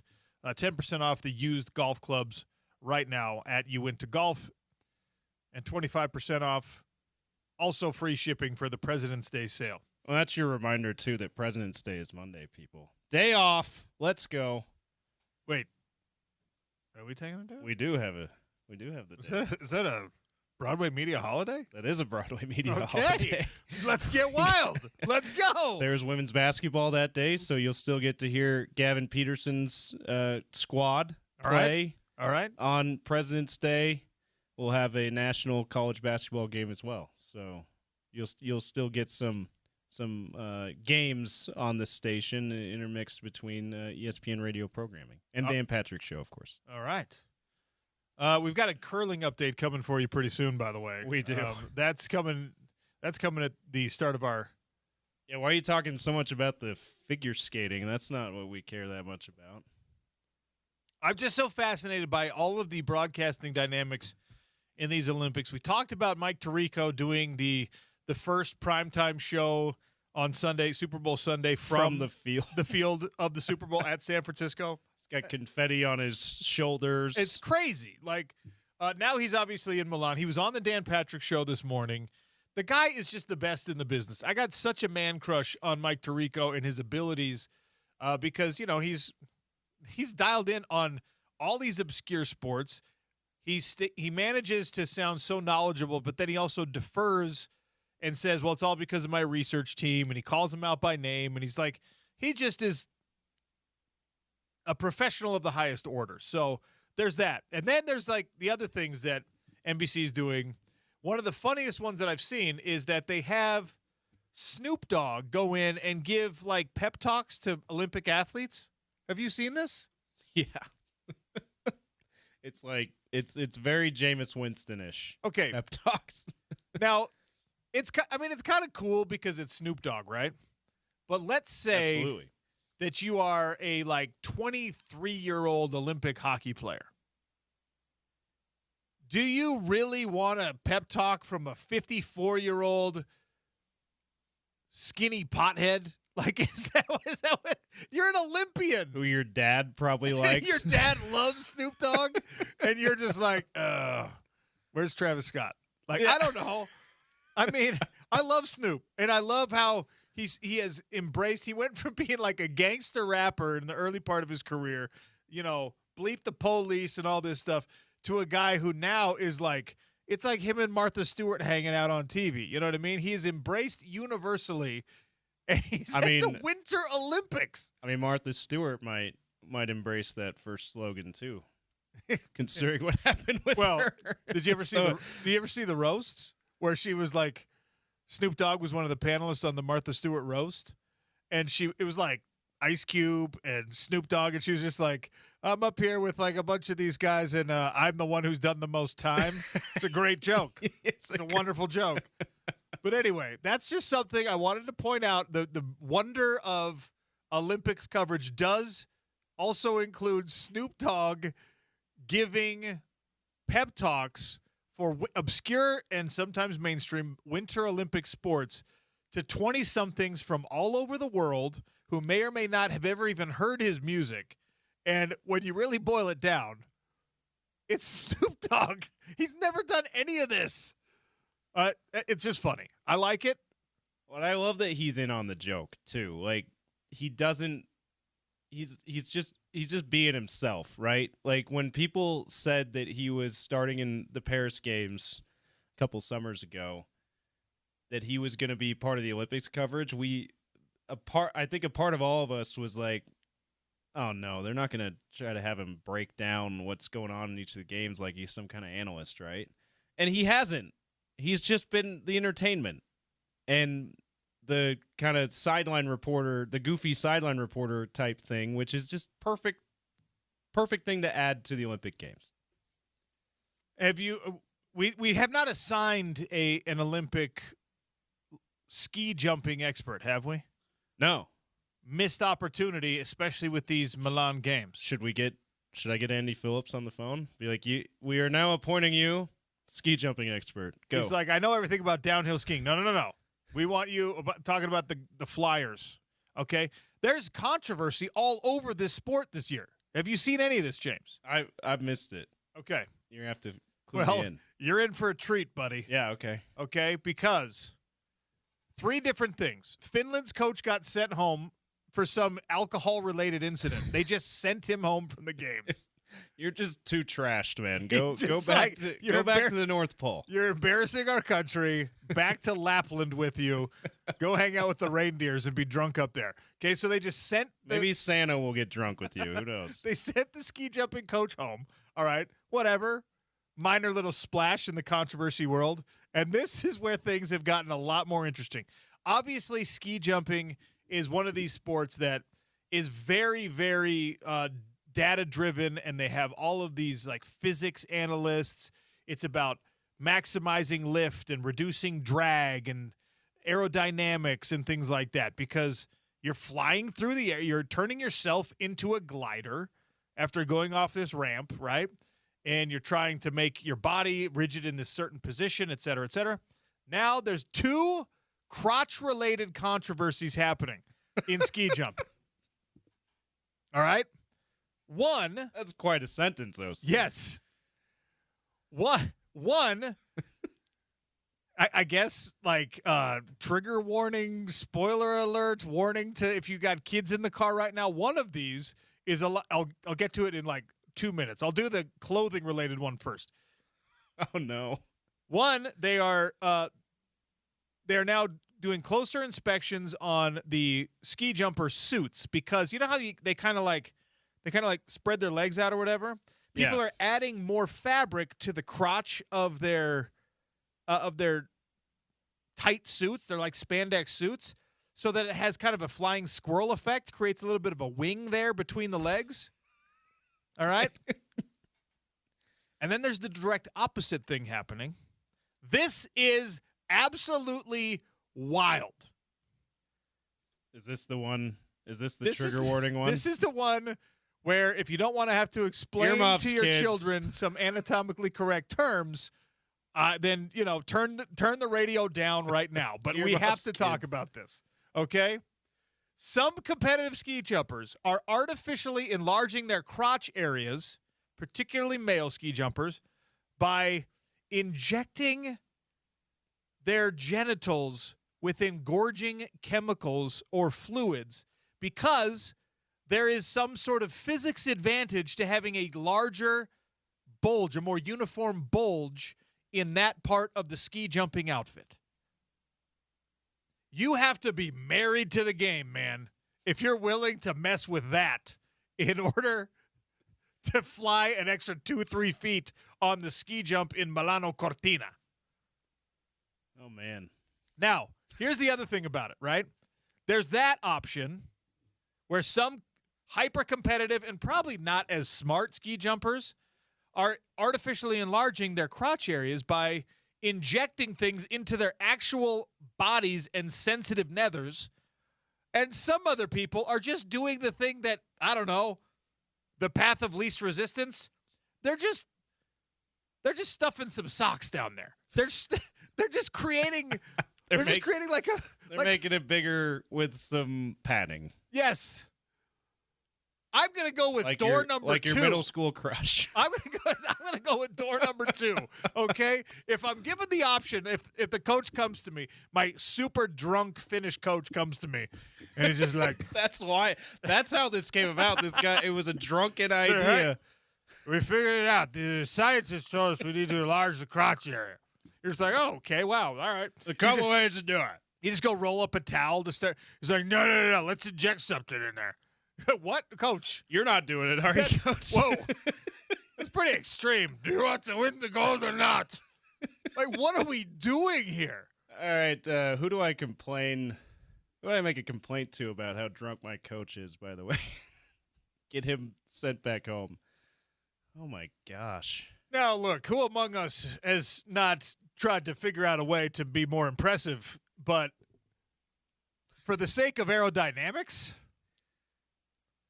on a ski jump, not just to impress whoever you're into, you're actually Impressing those judges. you're trying to imagine being the guy who's just like, yeah, man, I got this huge needle and I injected a bunch of crazy stuff to give me like an extra 2 millimeters of bulge here.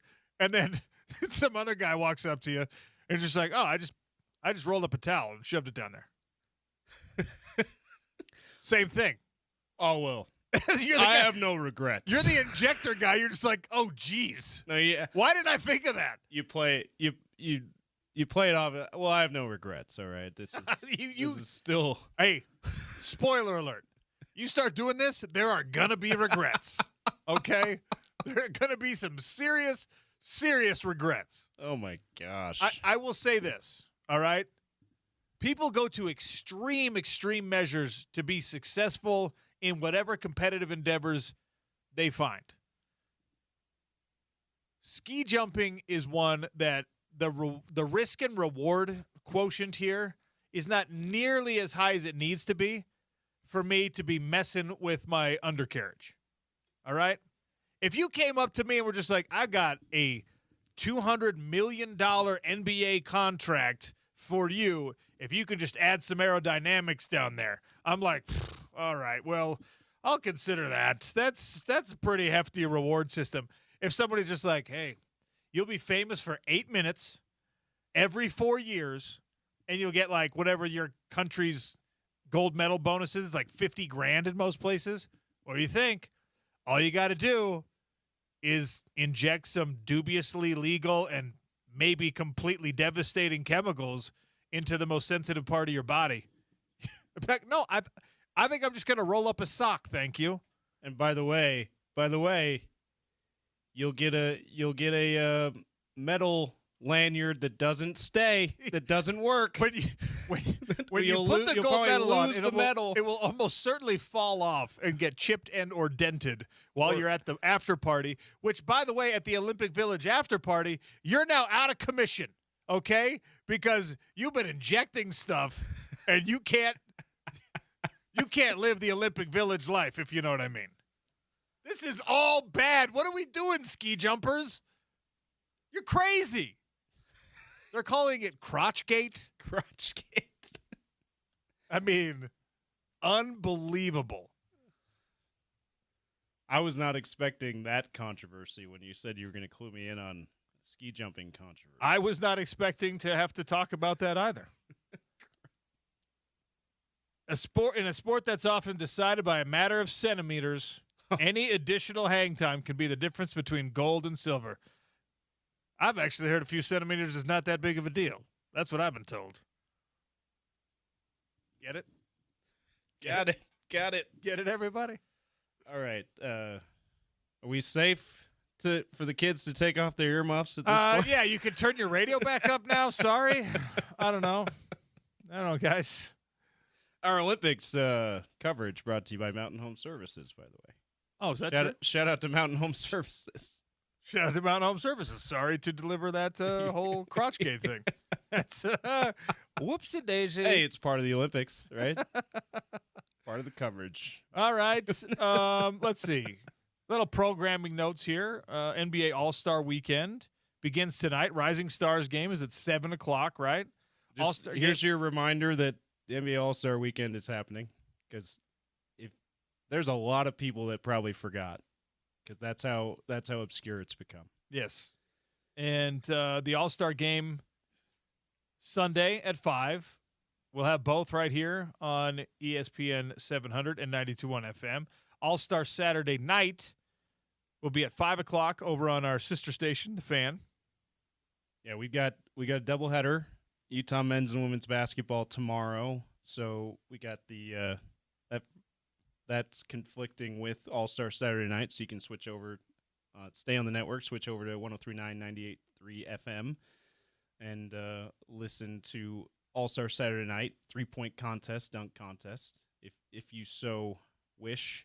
And speaking of that men's and women's doubleheader, pretty cool thing they're doing for a legendary coach for Utah women's basketball. Elaine Elliott is she's going up in the rafters at the Huntsman Center, OC. She's the winningest head coach in program history. Our guy, Sean Mooney, is going to be emceeing that. I love that. The walk, Sean. ceremony. All right. So a little programming note there for you. That's the Daily Dump, brought to you by our friends over at Valley Plumbing, Heating, and Air. Look for the truck with the duck. Tell them OC sent you. You know what? I'm actually going to tell you, don't even make a phone call. Go try out the chat feature on their website. It is spectacular. It works better than a call, probably. I only say that because that's how I got a hold of him while I was doing the show. Got a plumber out to the house, fixed a pump in my furnace room. Done deal. Couple hours, no muss, no fuss. Truck with the duck. All right. We have an Olympics curling update for you, and we got to dive back into this Utah Jazz punishment for tanking. $500,000 fine handed down to the Utah Jazz, and it's time to circle the wagons, Utah people, because you cannot let your pro franchise become the punching bag for the entire league when 10 teams are guilty of this. Sean O'Connell Show continues on ESPN 700 and 92.1 FM.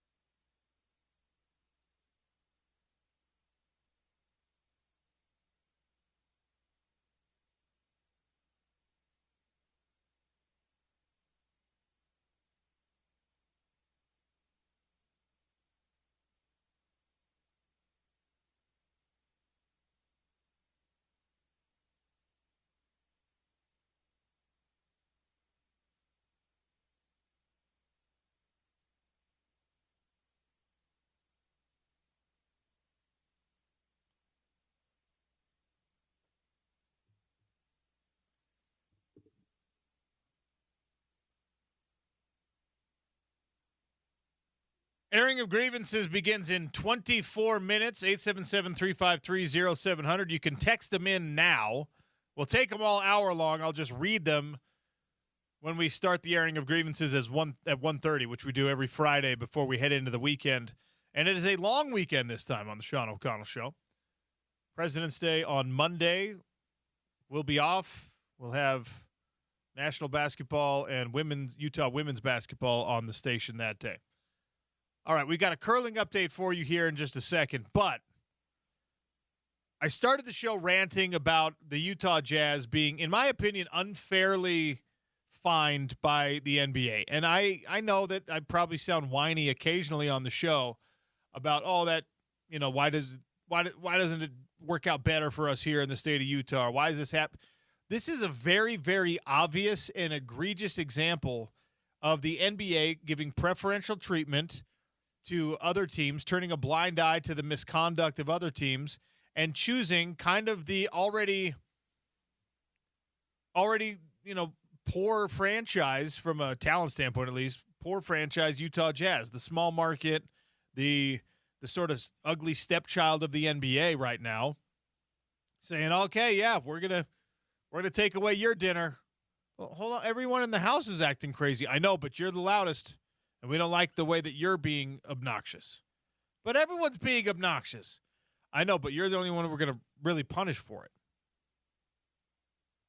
There's no true justice in pro sports most of the time. It's not actually a democracy. It's not fair. We see how it is in baseball. The richest teams win more championships. They have the biggest payrolls, and they accumulate the best players because of it. The NBA has a soft salary cap where you can spend into a luxury tax and do a little bit of what we see in baseball. But then they at least portray themselves to be more democratic and fair with a draft lottery system that rewards the worst teams in the league, the losingest teams in the leagues, with higher levels of incoming talent through a draft lottery. Now, we saw the Utah Jazz end up on the wrong side of this last year, where the obvious and aggressive tanking resulted in the top lottery draft odds, but it still was a lottery, and they ended up with the 5th pick instead of the 1st pick. They dropped as far as you can drop. And sounds like you're coming around to no conspiracy with the way you're talking. Incorrect. Okay. I am fully just checking. And the Utah Jazz hoped they would get Cooper Flagg, and they got Ace Bailey instead. And thankfully, Ace Bailey seems to be working out pretty nicely as a player. Is he going to be Cooper Flagg at any point in his career? At this juncture, it doesn't look like he will, but he's at least going to be a good player and someone that we will say was worth that number 5 pick. He's shown plenty of flashes of the star potential that everyone thought he had at the beginning of last college basketball season, for sure. And it's great to see, right? So you make some lemonade out of that lemon. It's cool. It's fine. Right? Now the Utah Jazz find themselves in a situation where they have new leadership in the front office. Austin Ainge has said, I'm not going to do the tanking thing, but we know that he has to do the tanking thing at least to some extent. And they find a way to do it that is not completely novel, not unprecedented, but is at least unconventional in NBA circles. And unfortunately, the NBA decides to lose its mind about this particular 2-3 game stretch where you now have accumulated through a trade, a blockbuster trade, another all-star caliber player in Jaren Jackson Jr., and you decided that you were going to put him on a minutes restriction. Turns out he actually had a knee injury, but whatever. And when you pulled him in one of those games and pulled Lauri Markkanen in one of those games, you ended up winning the game anyway because of Bryce Sensabaugh. But the NBA was like, no, they tried to lose the game, so we're still going to fine him. Again, I feel odd defending the practice of deliberately losing games in pro sports. But it is something that has been a tried and true and fully accepted method of competitive roster building for years in the NBA, for decades in the NBA.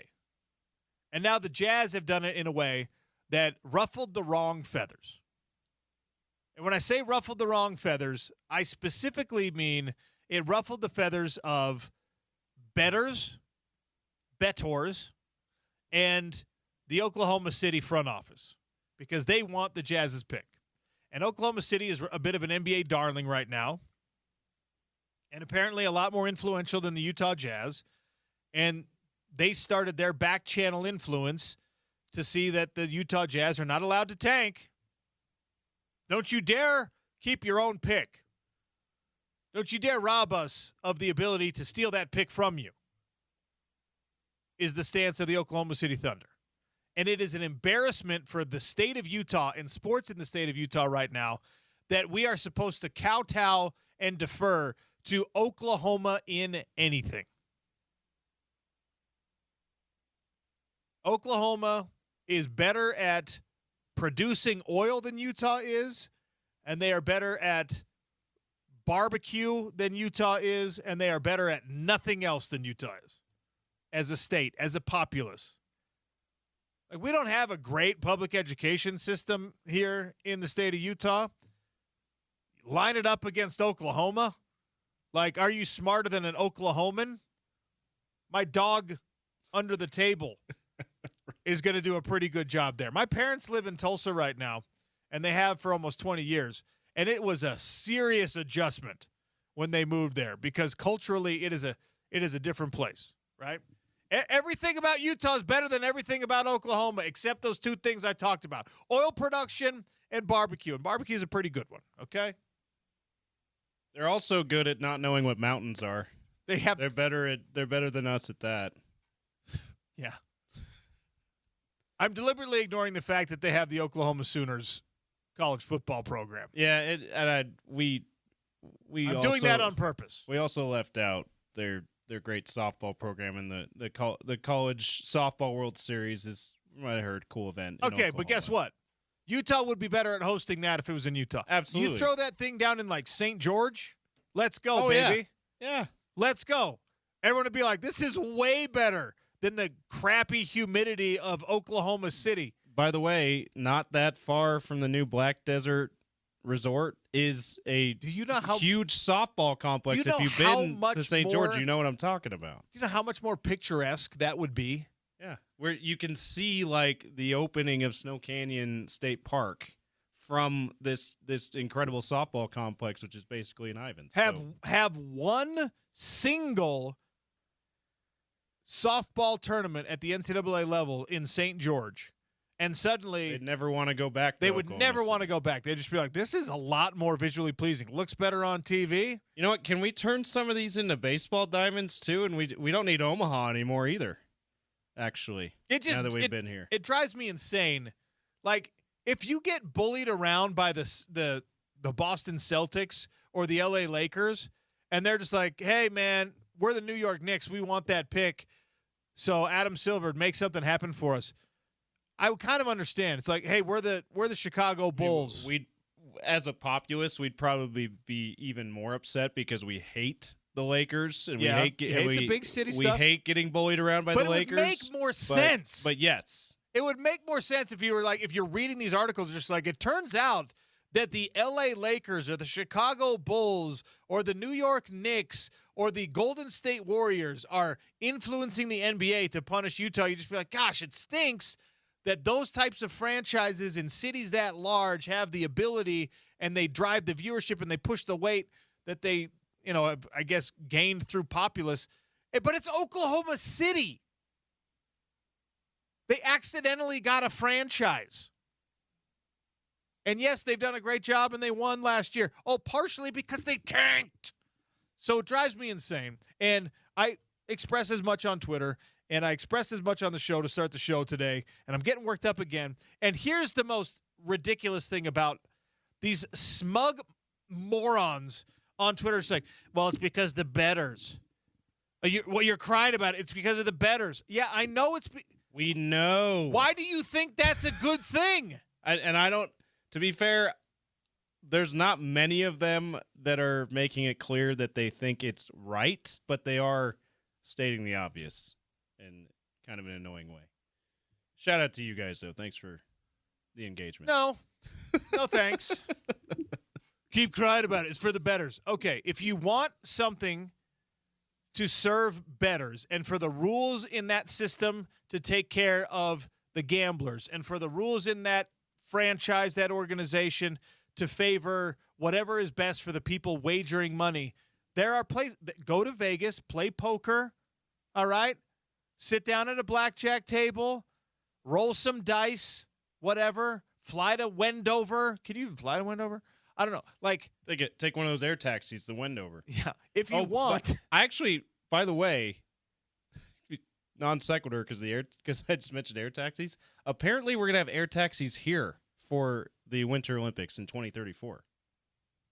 All right. But- I will not be riding them. Yeah, but moving on. I will not be flying around I Salt found Lake that City in out an air last taxi. night. Okay. It's because of the bettors. Oh, so don't defend the practice of favoring and serving betting companies in your professional sports. I'm fine with sports betting. I am. Like, if you want to do it, as long as you don't render your family destitute, you got a little expendable income, you want to throw a $5 down on a game, whatever, man. If it makes it more interesting for Be you. responsible with it. Cool, fine, whatever. I'm not here to regulate your vices. As long as they don't hurt anybody else, do your thing, live your life. But if you're going to be the sports fan that is just like, I want the NBA rules to make sure that DraftKings is happy. I want the NBA's enforcement arm to make sure that FanDuel doesn't get upset.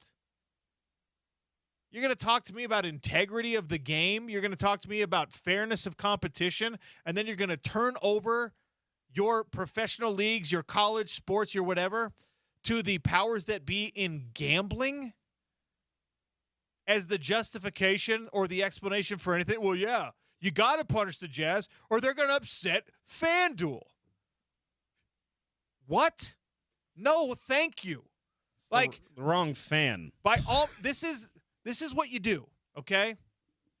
If you're the NFL, you're the NBA, you're college football, you're whatever, you bring in the betting companies and you say, here's what I want from you, okay? I want your money, but I don't want your voice. I want the riches that come from you tapping into this dark corner of our human psyche. Go ahead and let people bet. Plaster your logos all over everything, but don't even one time try to tell me how to run my league, how to manage my rosters, how to figure out any of this. If you want to be part of this, you want to be part of what we already created, what we already put here. You do not get to come in and tell us how to run it. Hey, but we're bringing in more money than you've ever had before. I appreciate it, and thank you. But what you're investing in as a partner and what you're buying into is sport, not entertainment that is manipulated by your desired outcomes. I don't give a bleep if it's good for the bettors or not.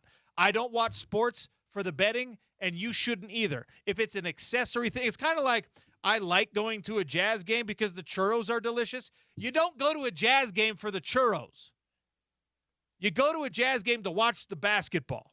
You go to a hockey game to watch the hockey, and it's a bonus that they've got that really delicious Greek place on the concourse. You know what? I love going and watching me some hockey. It's a bonus that they put the mountain menu in place, and I only have to spend $5 to grab some nachos and a water. Or you know what? I really love the golf game they do in both those games. But that's not like It's not why you go. You don't go to a hockey or a basketball game to watch people and putt for thousands of dollars. And as I'll great be as fair. that game is. I'll be fair because there are actually a lot of people now whose entire engagement with sports, professional, amateur, and otherwise, is based solely on betting interest. They only care about the sports because they want to bet on the sports. That's fine. That is a niche market, and you should take as much of their money and market to them as much as you want to do. But don't you dare tweet at me with your smug ellipses at the end. Well, it's not better for the bettors. Dude, you don't want the NBA catering to betting companies. You don't want the NFL catering to betting companies. You don't want University of Utah, BYU, Utah State. You don't want them catering to betting companies with anything that actually affects the competition. And we know that it's a risk, and we know that players are going to throw points and shave points and throw games and things like that. And we try to enforce that out of things because it is not better for the overall health of the sport and for our continued interest in the sport. And if you have a problem because Lauri Markkanen is only going to play 3/4 of a game, you know what your problem is? That you don't realize that the Utah Jazz are trying to lose games. Yeah, don't bet on them to win. Well, Lauri Markkanen's playing. Guess what? He's not going to play the whole game. probably go under with Lowry's points then. Just don't be dumb. Well, the bettors, it's better for the – I don't care. Well, you bet smarter then. That's – the onus is on you. It's your money. It's not the Jazz. The Jazz are not responsible for how much money you win or lose. And that's actually a larger problem with fantasy daily fantasy games and sports betting is the amount of people that get mad at the players too. Because, you didn't play well enough. You lost me X amount of dollars. Like, that's actually not on them. It's actually on you for risking that money. And guess what? Risk means that you might lose. That you got to be able to accept that.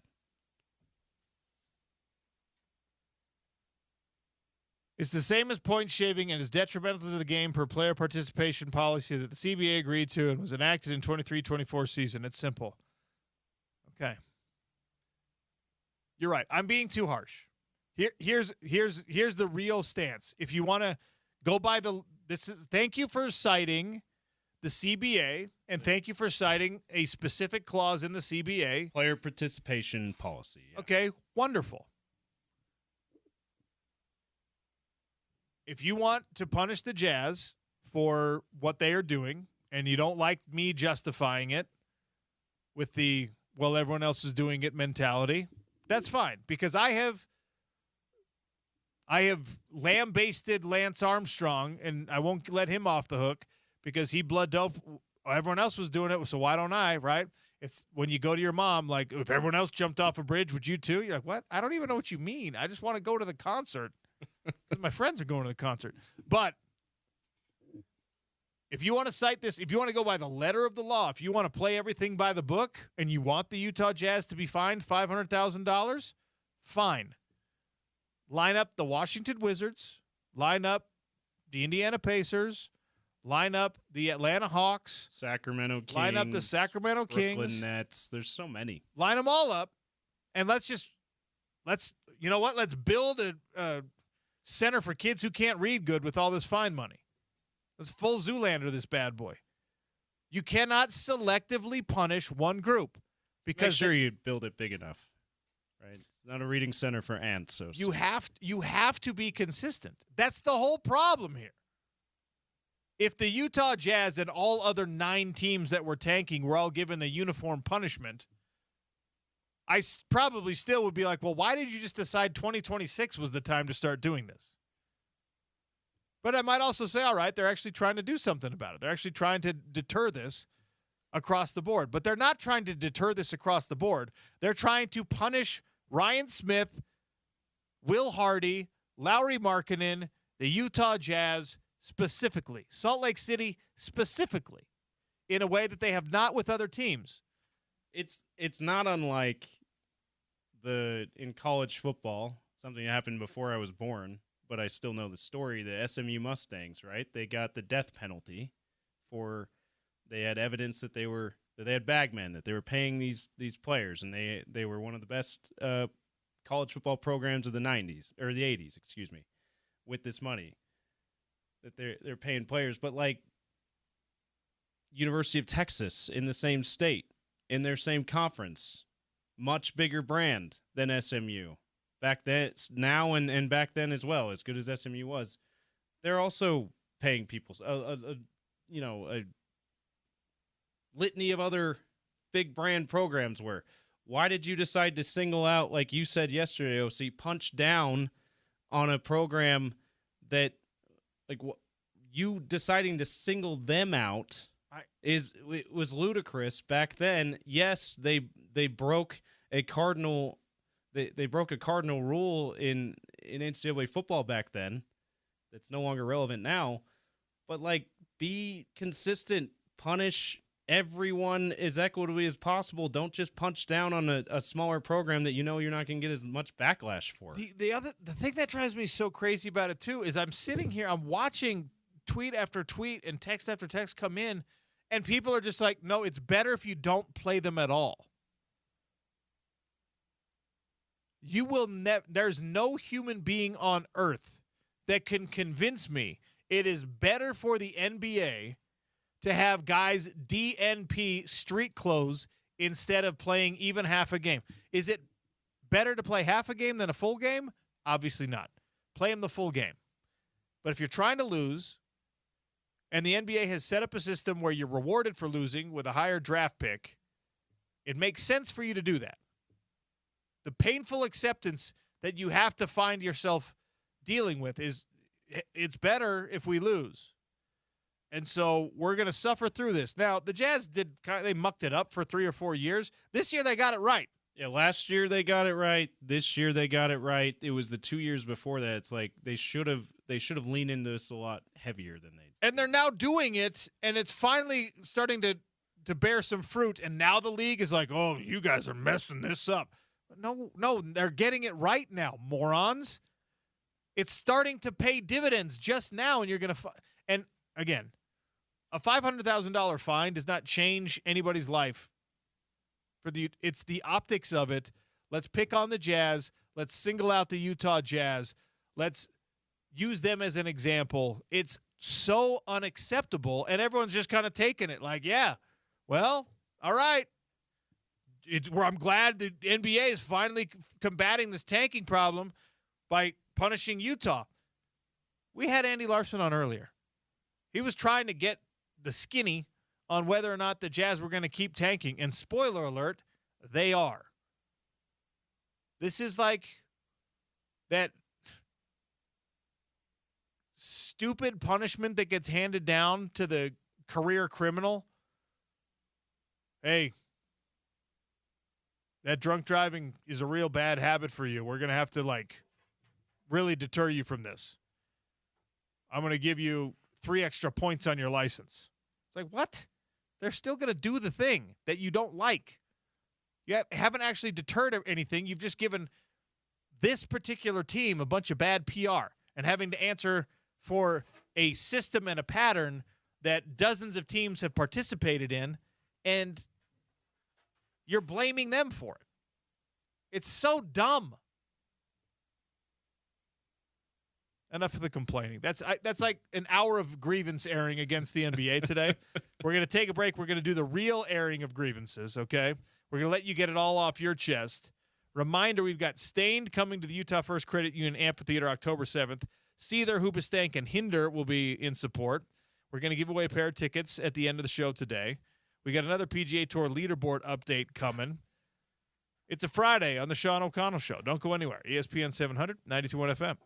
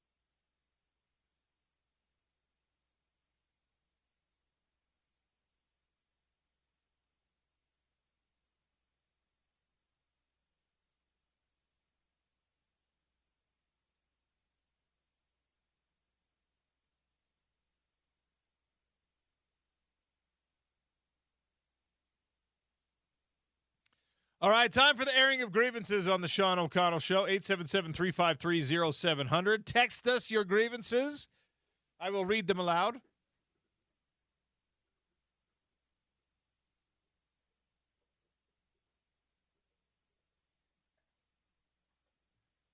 We have a sauna grievance update, it sounds like, that came in on the phone line, 877-353-0700. Alec from Vineyard. Let's start with that one, James. Tell me, is Alec on the phone? Alec. First of all, I want to tell you how proud I am that you said something about the loud cell phone talker in the sauna. Now tell me what the latest is. OC, I'm glad you're back. I'm glad you were able to hear about the update on the important businessman, let's call him. So I called in last week, and there was my grievance was there's this new couple that's just been giving each other massages very sensually. Oh, no. Not only that, but they take up an entire bench, and the sauna is pretty small as it is. And so I think this is either yesterday or the day before, and they just caught me on a morning where I was stressed out of my mind. It wasn't a good day for me, and so I was in there to relax. And they're taking up a bench. They're massaging each other. And there are 3 people having to stand up in the sauna because they don't have a place to sit. And I wasn't mincing words. I was like, hey, you guys, time and place, move. People are standing up and they want to relax and sit down. This couple did not say a word. They were bewildered by my bluntness. They stood up and walked out of the sauna. Not a word was said. So the sauna has been made a safer and more relaxing place because of the encouragement that you have given me. So I appreciate you. Oh, we've created a monster, and I love it. Well done. Look, that couple might have been trolling for some, might be like down in Utah County, there's some swinging going on. If you're massaging in the public place, they probably were surprised you weren't just like, hey, guys, what's up?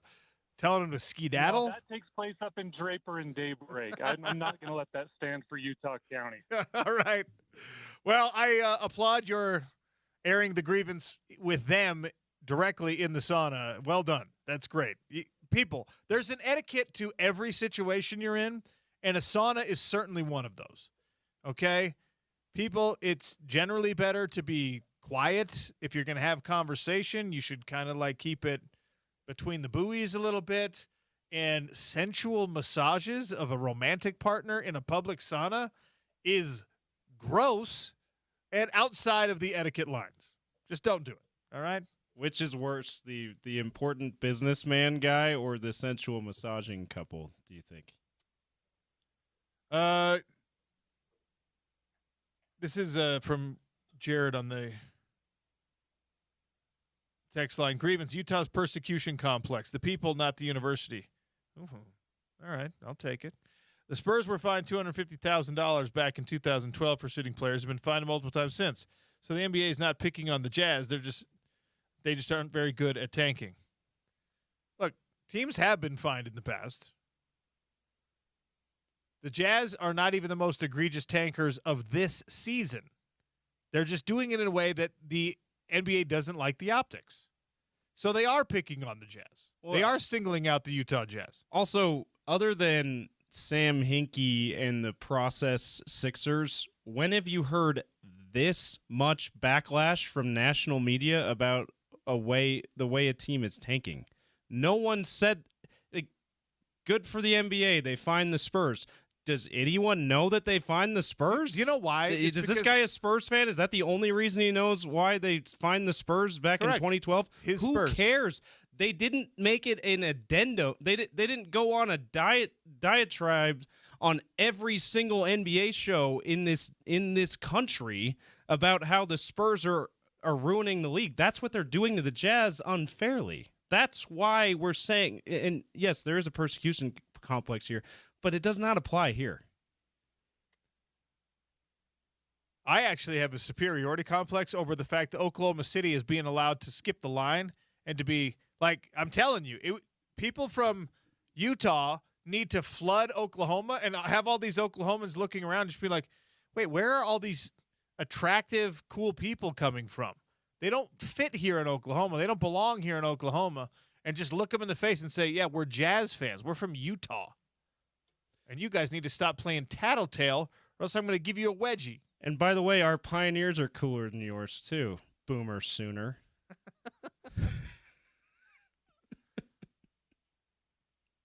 Like you guys have some quirky Christian religions here in Oklahoma that do some wild stuff. We got one of those too. Ours is more charitable though. All right? Yeah, we have covered wagons that we like to celebrate too, all right? And we're better at that than you are. Wait, are you saying we're better at covered wagons, like the thing where you fart and then pull the sheets up over? You brought that all up, right. not me. Friday grievance from Jeff on the text line, 877-353-0700 if you want to bring one in. As a long-suffering Jazz fan, I have a grievance for you people. Adam Silver, Sam Presti, Bobby Marks, and the boot-looking NBA national media. That is all. All right, Jeff, I think expressing the opinions of several people today. A little update, by the way, where I was wondering if you can fly to Wendover.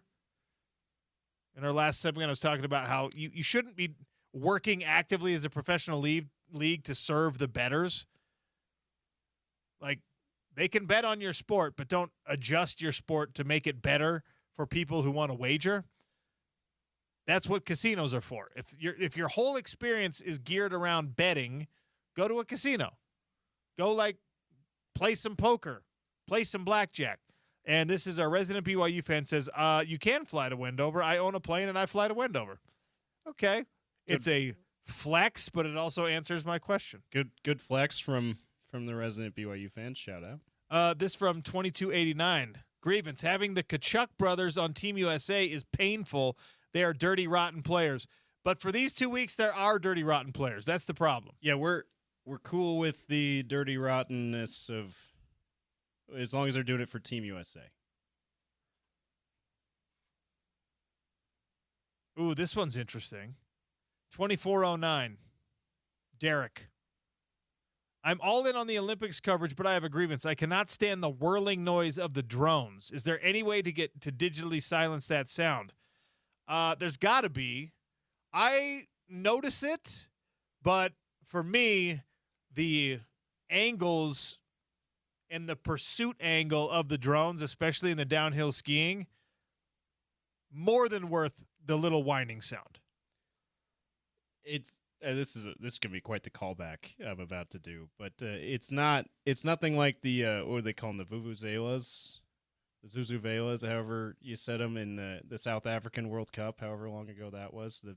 The sound like a beehive was everywhere in the stadium. Like, I can handle the light drone sound compared to that. Brown Bear. Grievance. Utah football doesn't have something to rival the Sooner Schooner. Ooh. Yeah.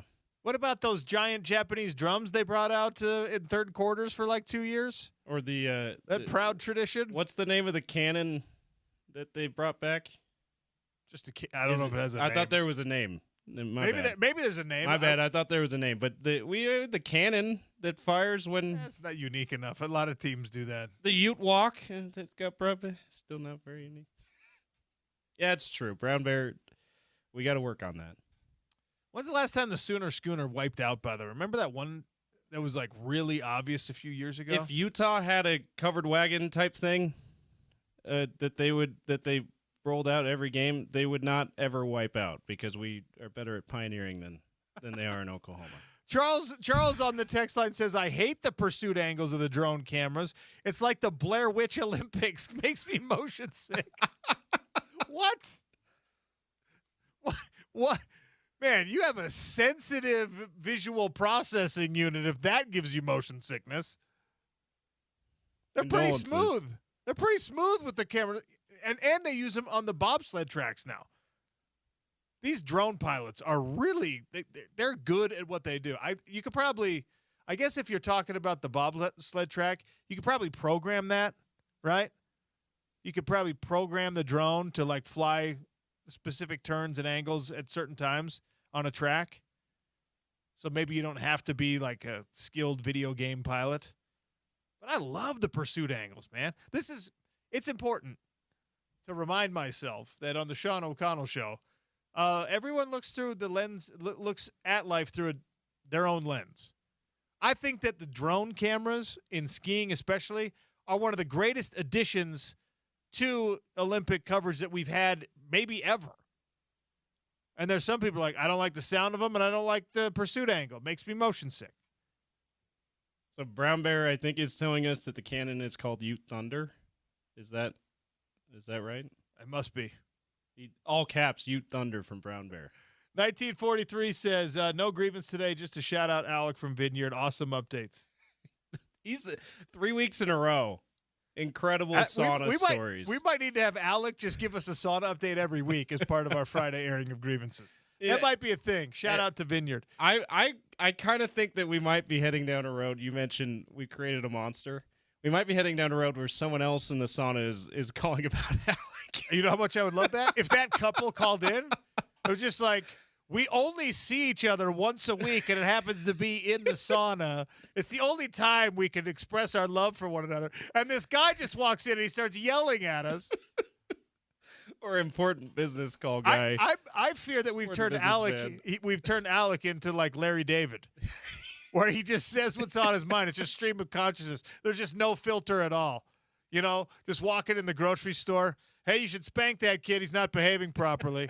You know, I fear that I've created a monster where Alec just there's no filter at all. But I kind of hope it also happens. I'm afraid I've done that, but I also hope I've done that. It's not good. It's great content for the show. Also, 1943. We appreciate you, Alec. This is from earlier in the week. 1943 asked the question about there was an ear-biting incident in MMA. In a heavyweight fight in MMA, and he was asking me about that. I only saw the highlight. I didn't see. He said, "What do I know about it?" I only saw it. You can go find it on YouTube or whatever.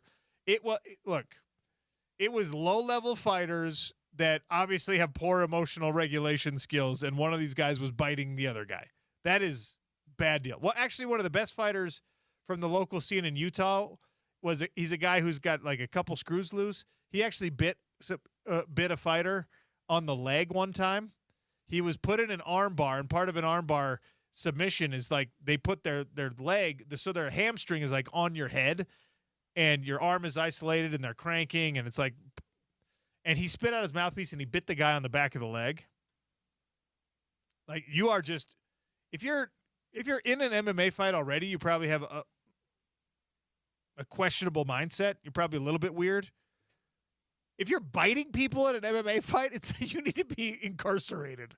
Okay? It just means that you have lost the plot completely. You've devolved back to kindergarten. And this is coming from someone who has a proud history as an MMA fighter. Like, the sport is full of pretty awesome people, and like there's some cool stuff that happens. If you're biting people in a combat sport, you're just a sociopath.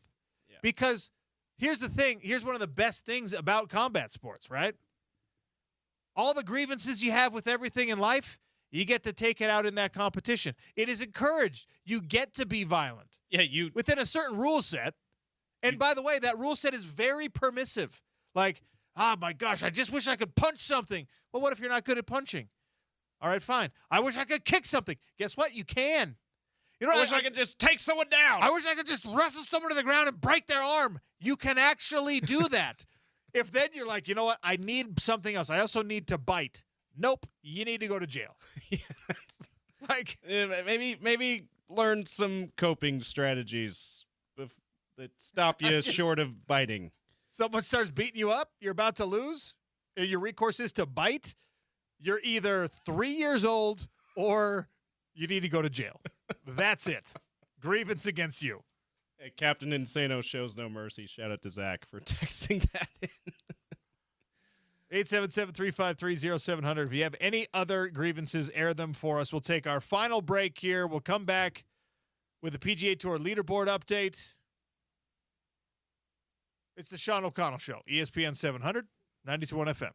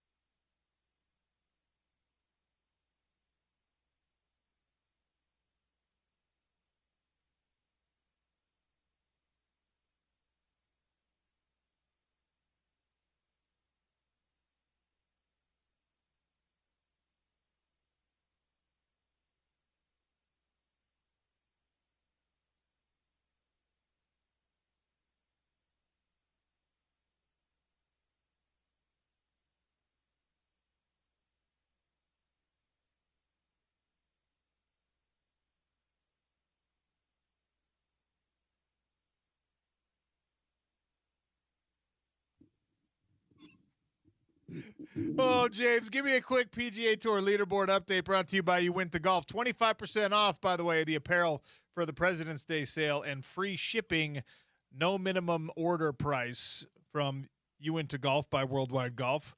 What do we have, James, on our leaderboard? Pebble Beach Pro-Am. Akshay Bhatia has taken the lead. He is 2 over on Ricky Fowler, who's in second. Bhatia at 14 under. Fowler at 12 under. Ryo Hisatsune, who's led for a lot of this tournament early on, is now tied for third at 11 under, 3 shots off the lead. We have Sepp Straka, who is fifth at 10 under, and a host of guys tied for sixth, including Tommy Fleetwood, Matt Fitzpatrick, Patrick Rogers at 9 under, and rounding out the top 10, we got guys like Shane Lowry, Rory McIlroy, Jordan Spieth. If you've won a major, you're tied for ninth in this one at 8 under. And let's see, Tony Finau at 7 under, tied for 16th. So good showing to start off here, day 2 of the Pebble Beach Pro-Am for Tony Finau. That's your PGA Tour leaderboard update brought to you by You Went to Golf. Love it. All right. Stained tickets. Our final pair of Stained tickets to give away this week. 877-353-0700. I'm going to give you an easy question because I'm feeling generous on a Friday. The Utah Jazz were fined $500,000 by the NBA. Another NBA team was fined a certain amount of money. Tell me the team and the amount of money that the NBA announced the fine concurrent with the Utah Jazz $500,000 fine. And we'll give you 2 tickets to Stained and Seether and Hinder and Spence's favorite, Hoobastank. Crosstalk is brought to you by our friends at Advanced Window Products, 801-850-9100 for $2,500 off 10 windows or more. Nate Orchard and company will take care of you, not only when you buy the windows or have the windows installed, but for the life of your home. AdvancedWindows.com. Spence Checketts, how are you? I have a question for you right off the top. All right. So when you work in sports talk radio, you listen to sports talk radio differently. And as somebody who has launched into an unplanned analogy a time or two in my lifetime, and am thinking in my head, it's like Michael Scott, where he's just talking, hoping that you land the plane. That's happened to me several times. It may have happened to you today. And so I just need to ask a question. Yeah, okay, fair. Because I had to get out of I didn't want to get out of the car because I'm like, how the hell is he going to get out of this? How is Sean going to land this? All right. But I had to get out of the car, so I didn't hear how you land the plane.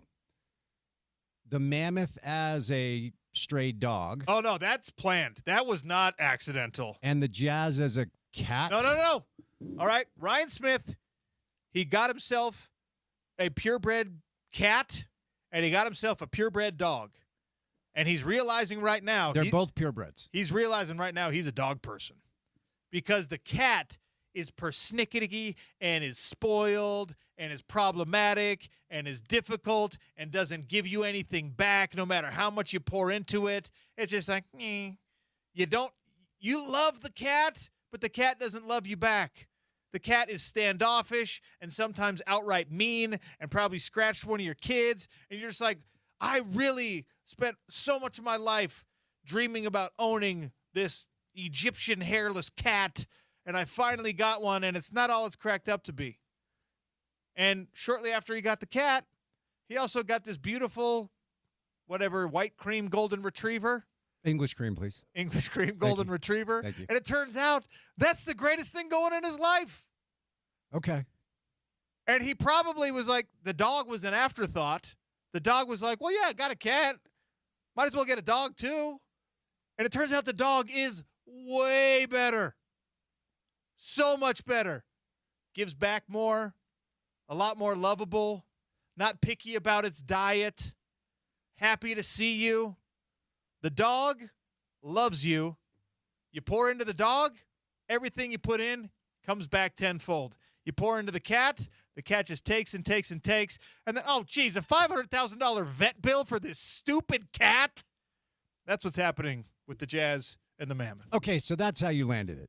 It's actually not bad. It's great is what it is. Okay, it's fine. All right.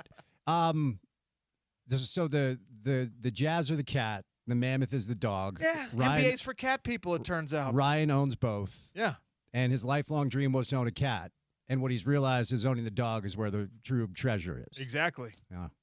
Well, it's hard to argue.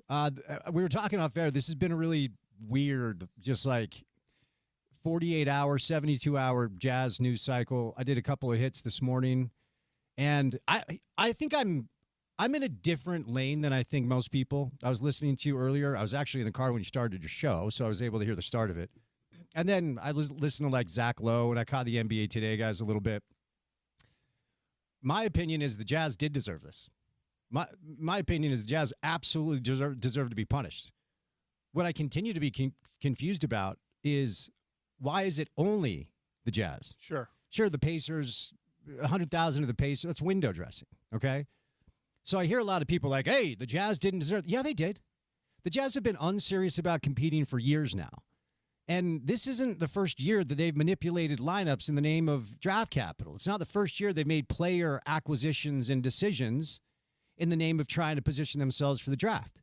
The Jazz deserved this. Let me say that very clearly. The Jazz deserved this. Okay. All right. But so does Washington. Yeah. Okay, and so does Sacramento. And I could keep going. Chris Mannix from Sports Illustrated wrote a really good piece yesterday, and he identified 10 teams. Now, where we get lost a little bit in the minutia is the approach. And I think it's fair to say the Jazz were a little bit more intentional and in your face about what they were doing. But that shouldn't matter. It doesn't change the exercise. I don't even agree with that. But we can disagree all you want about that. It shouldn't matter. If you're going to find teams for tanking, you have to find every team that's unserious about competing. Sure. If it's the Jazz sitting their best players in the fourth, that's fine. If it's teams, and by the way, this minute restriction BS, like, shut up. That's so insulting. That's the most bad faith thing I've heard anybody say. Lowry was not on a minute restriction. We saw him 3 games prior to play 38 minutes. Jaren Jackson Jr. looked awesome in 49 minutes. And yes, I know we're supposed to do the thing where it's like knee surgery is serious. Okay, that's fine. But this is a smoke screen for what's actually going on. Okay. And every single team that's doing it is using different ways to go about it, but it doesn't change what they're all doing. Okay. So let's be clear. The Jazz deserve this, but 9 other teams do as well. Yeah. Okay. Well, let's make it a family analogy now. Okay. All right. Now, is this planned, or are we just going? Every Checketts kid does the same thing wrong. Mm-hmm. Steals $1 from dad. Just one walks right up to dad and takes it out of his wallet. Mm-hmm. One waits till dad's asleep and then goes in and takes it out. One waits until dad throws a spare change in the dish and then takes 4 quarters out of there. Mm-hmm. Every Checketts kid steals $1 from dad. Yeah. And dad finds Spence and goes, "You're the one I'm punishing." Yeah. Do you deserve it? Yep, we all deserve it. I think you underscore my point. But, okay, so We all I can't deserve be underscoring your point. Now, do all of the other kids say, I deserve to be punished too? Yes, Sean. They do? They don't say that, but they should be. Do they feel that way genuinely? Of course. Who's going to call the league office and volunteer to be fined $500,000? They don't have to. That's the thing is, like, it would be an injustice. Now the injustice that has been done to your dad. Thanks for being part of the show today, Mr. Checketts, by the way. Shout out, Dad. The injustice that's been done to him because you all took $1. Now he has amplified that injustice and made it 100 times worse because he only selected Spence to punish. But he should have selected every kid to punish. But he didn't. But he should. Right. Yeah. So he is now more wrong than you were for taking the $1 in the first place. And yes, the league is wrong for not punishing every team the same. Who is doing this? I'm not really clear on exactly where you're trying to go with this. I'm just saying that your outrage is correctly placed. You can be outraged at not competing, but you should also be outraged at the NBA. I am. For unequal enforcement, for singling out the Utah Jazz, for the injustice of that, because you either care about the justice of punishing for tanking or you don't. And people like me, I'm mad that the Jazz are singled out. If you want to punish everyone, I'd be like, okay. Ryan Smith can afford it. Moving on. And now I don't have anything to talk about on the show today. So I guess I benefit from the fact that Adam Silver is an inconsistent parent. It's actually not a bad point to bring up because there is part of me, after listening to like 4 podcasts this morning, listening to you, watching NBA Today, part of me is like, is this manufactured media outrage to bring interest to a league that's dormant for 5.5 months because the regular season product sucks? Like, is that what we're doing? The games are boring because players don't want to play People only care about the postseason. All you do is flex your $72 billion TV deal at us. Because this is not a new phenomenon in pro basketball. I cannot yell that enough.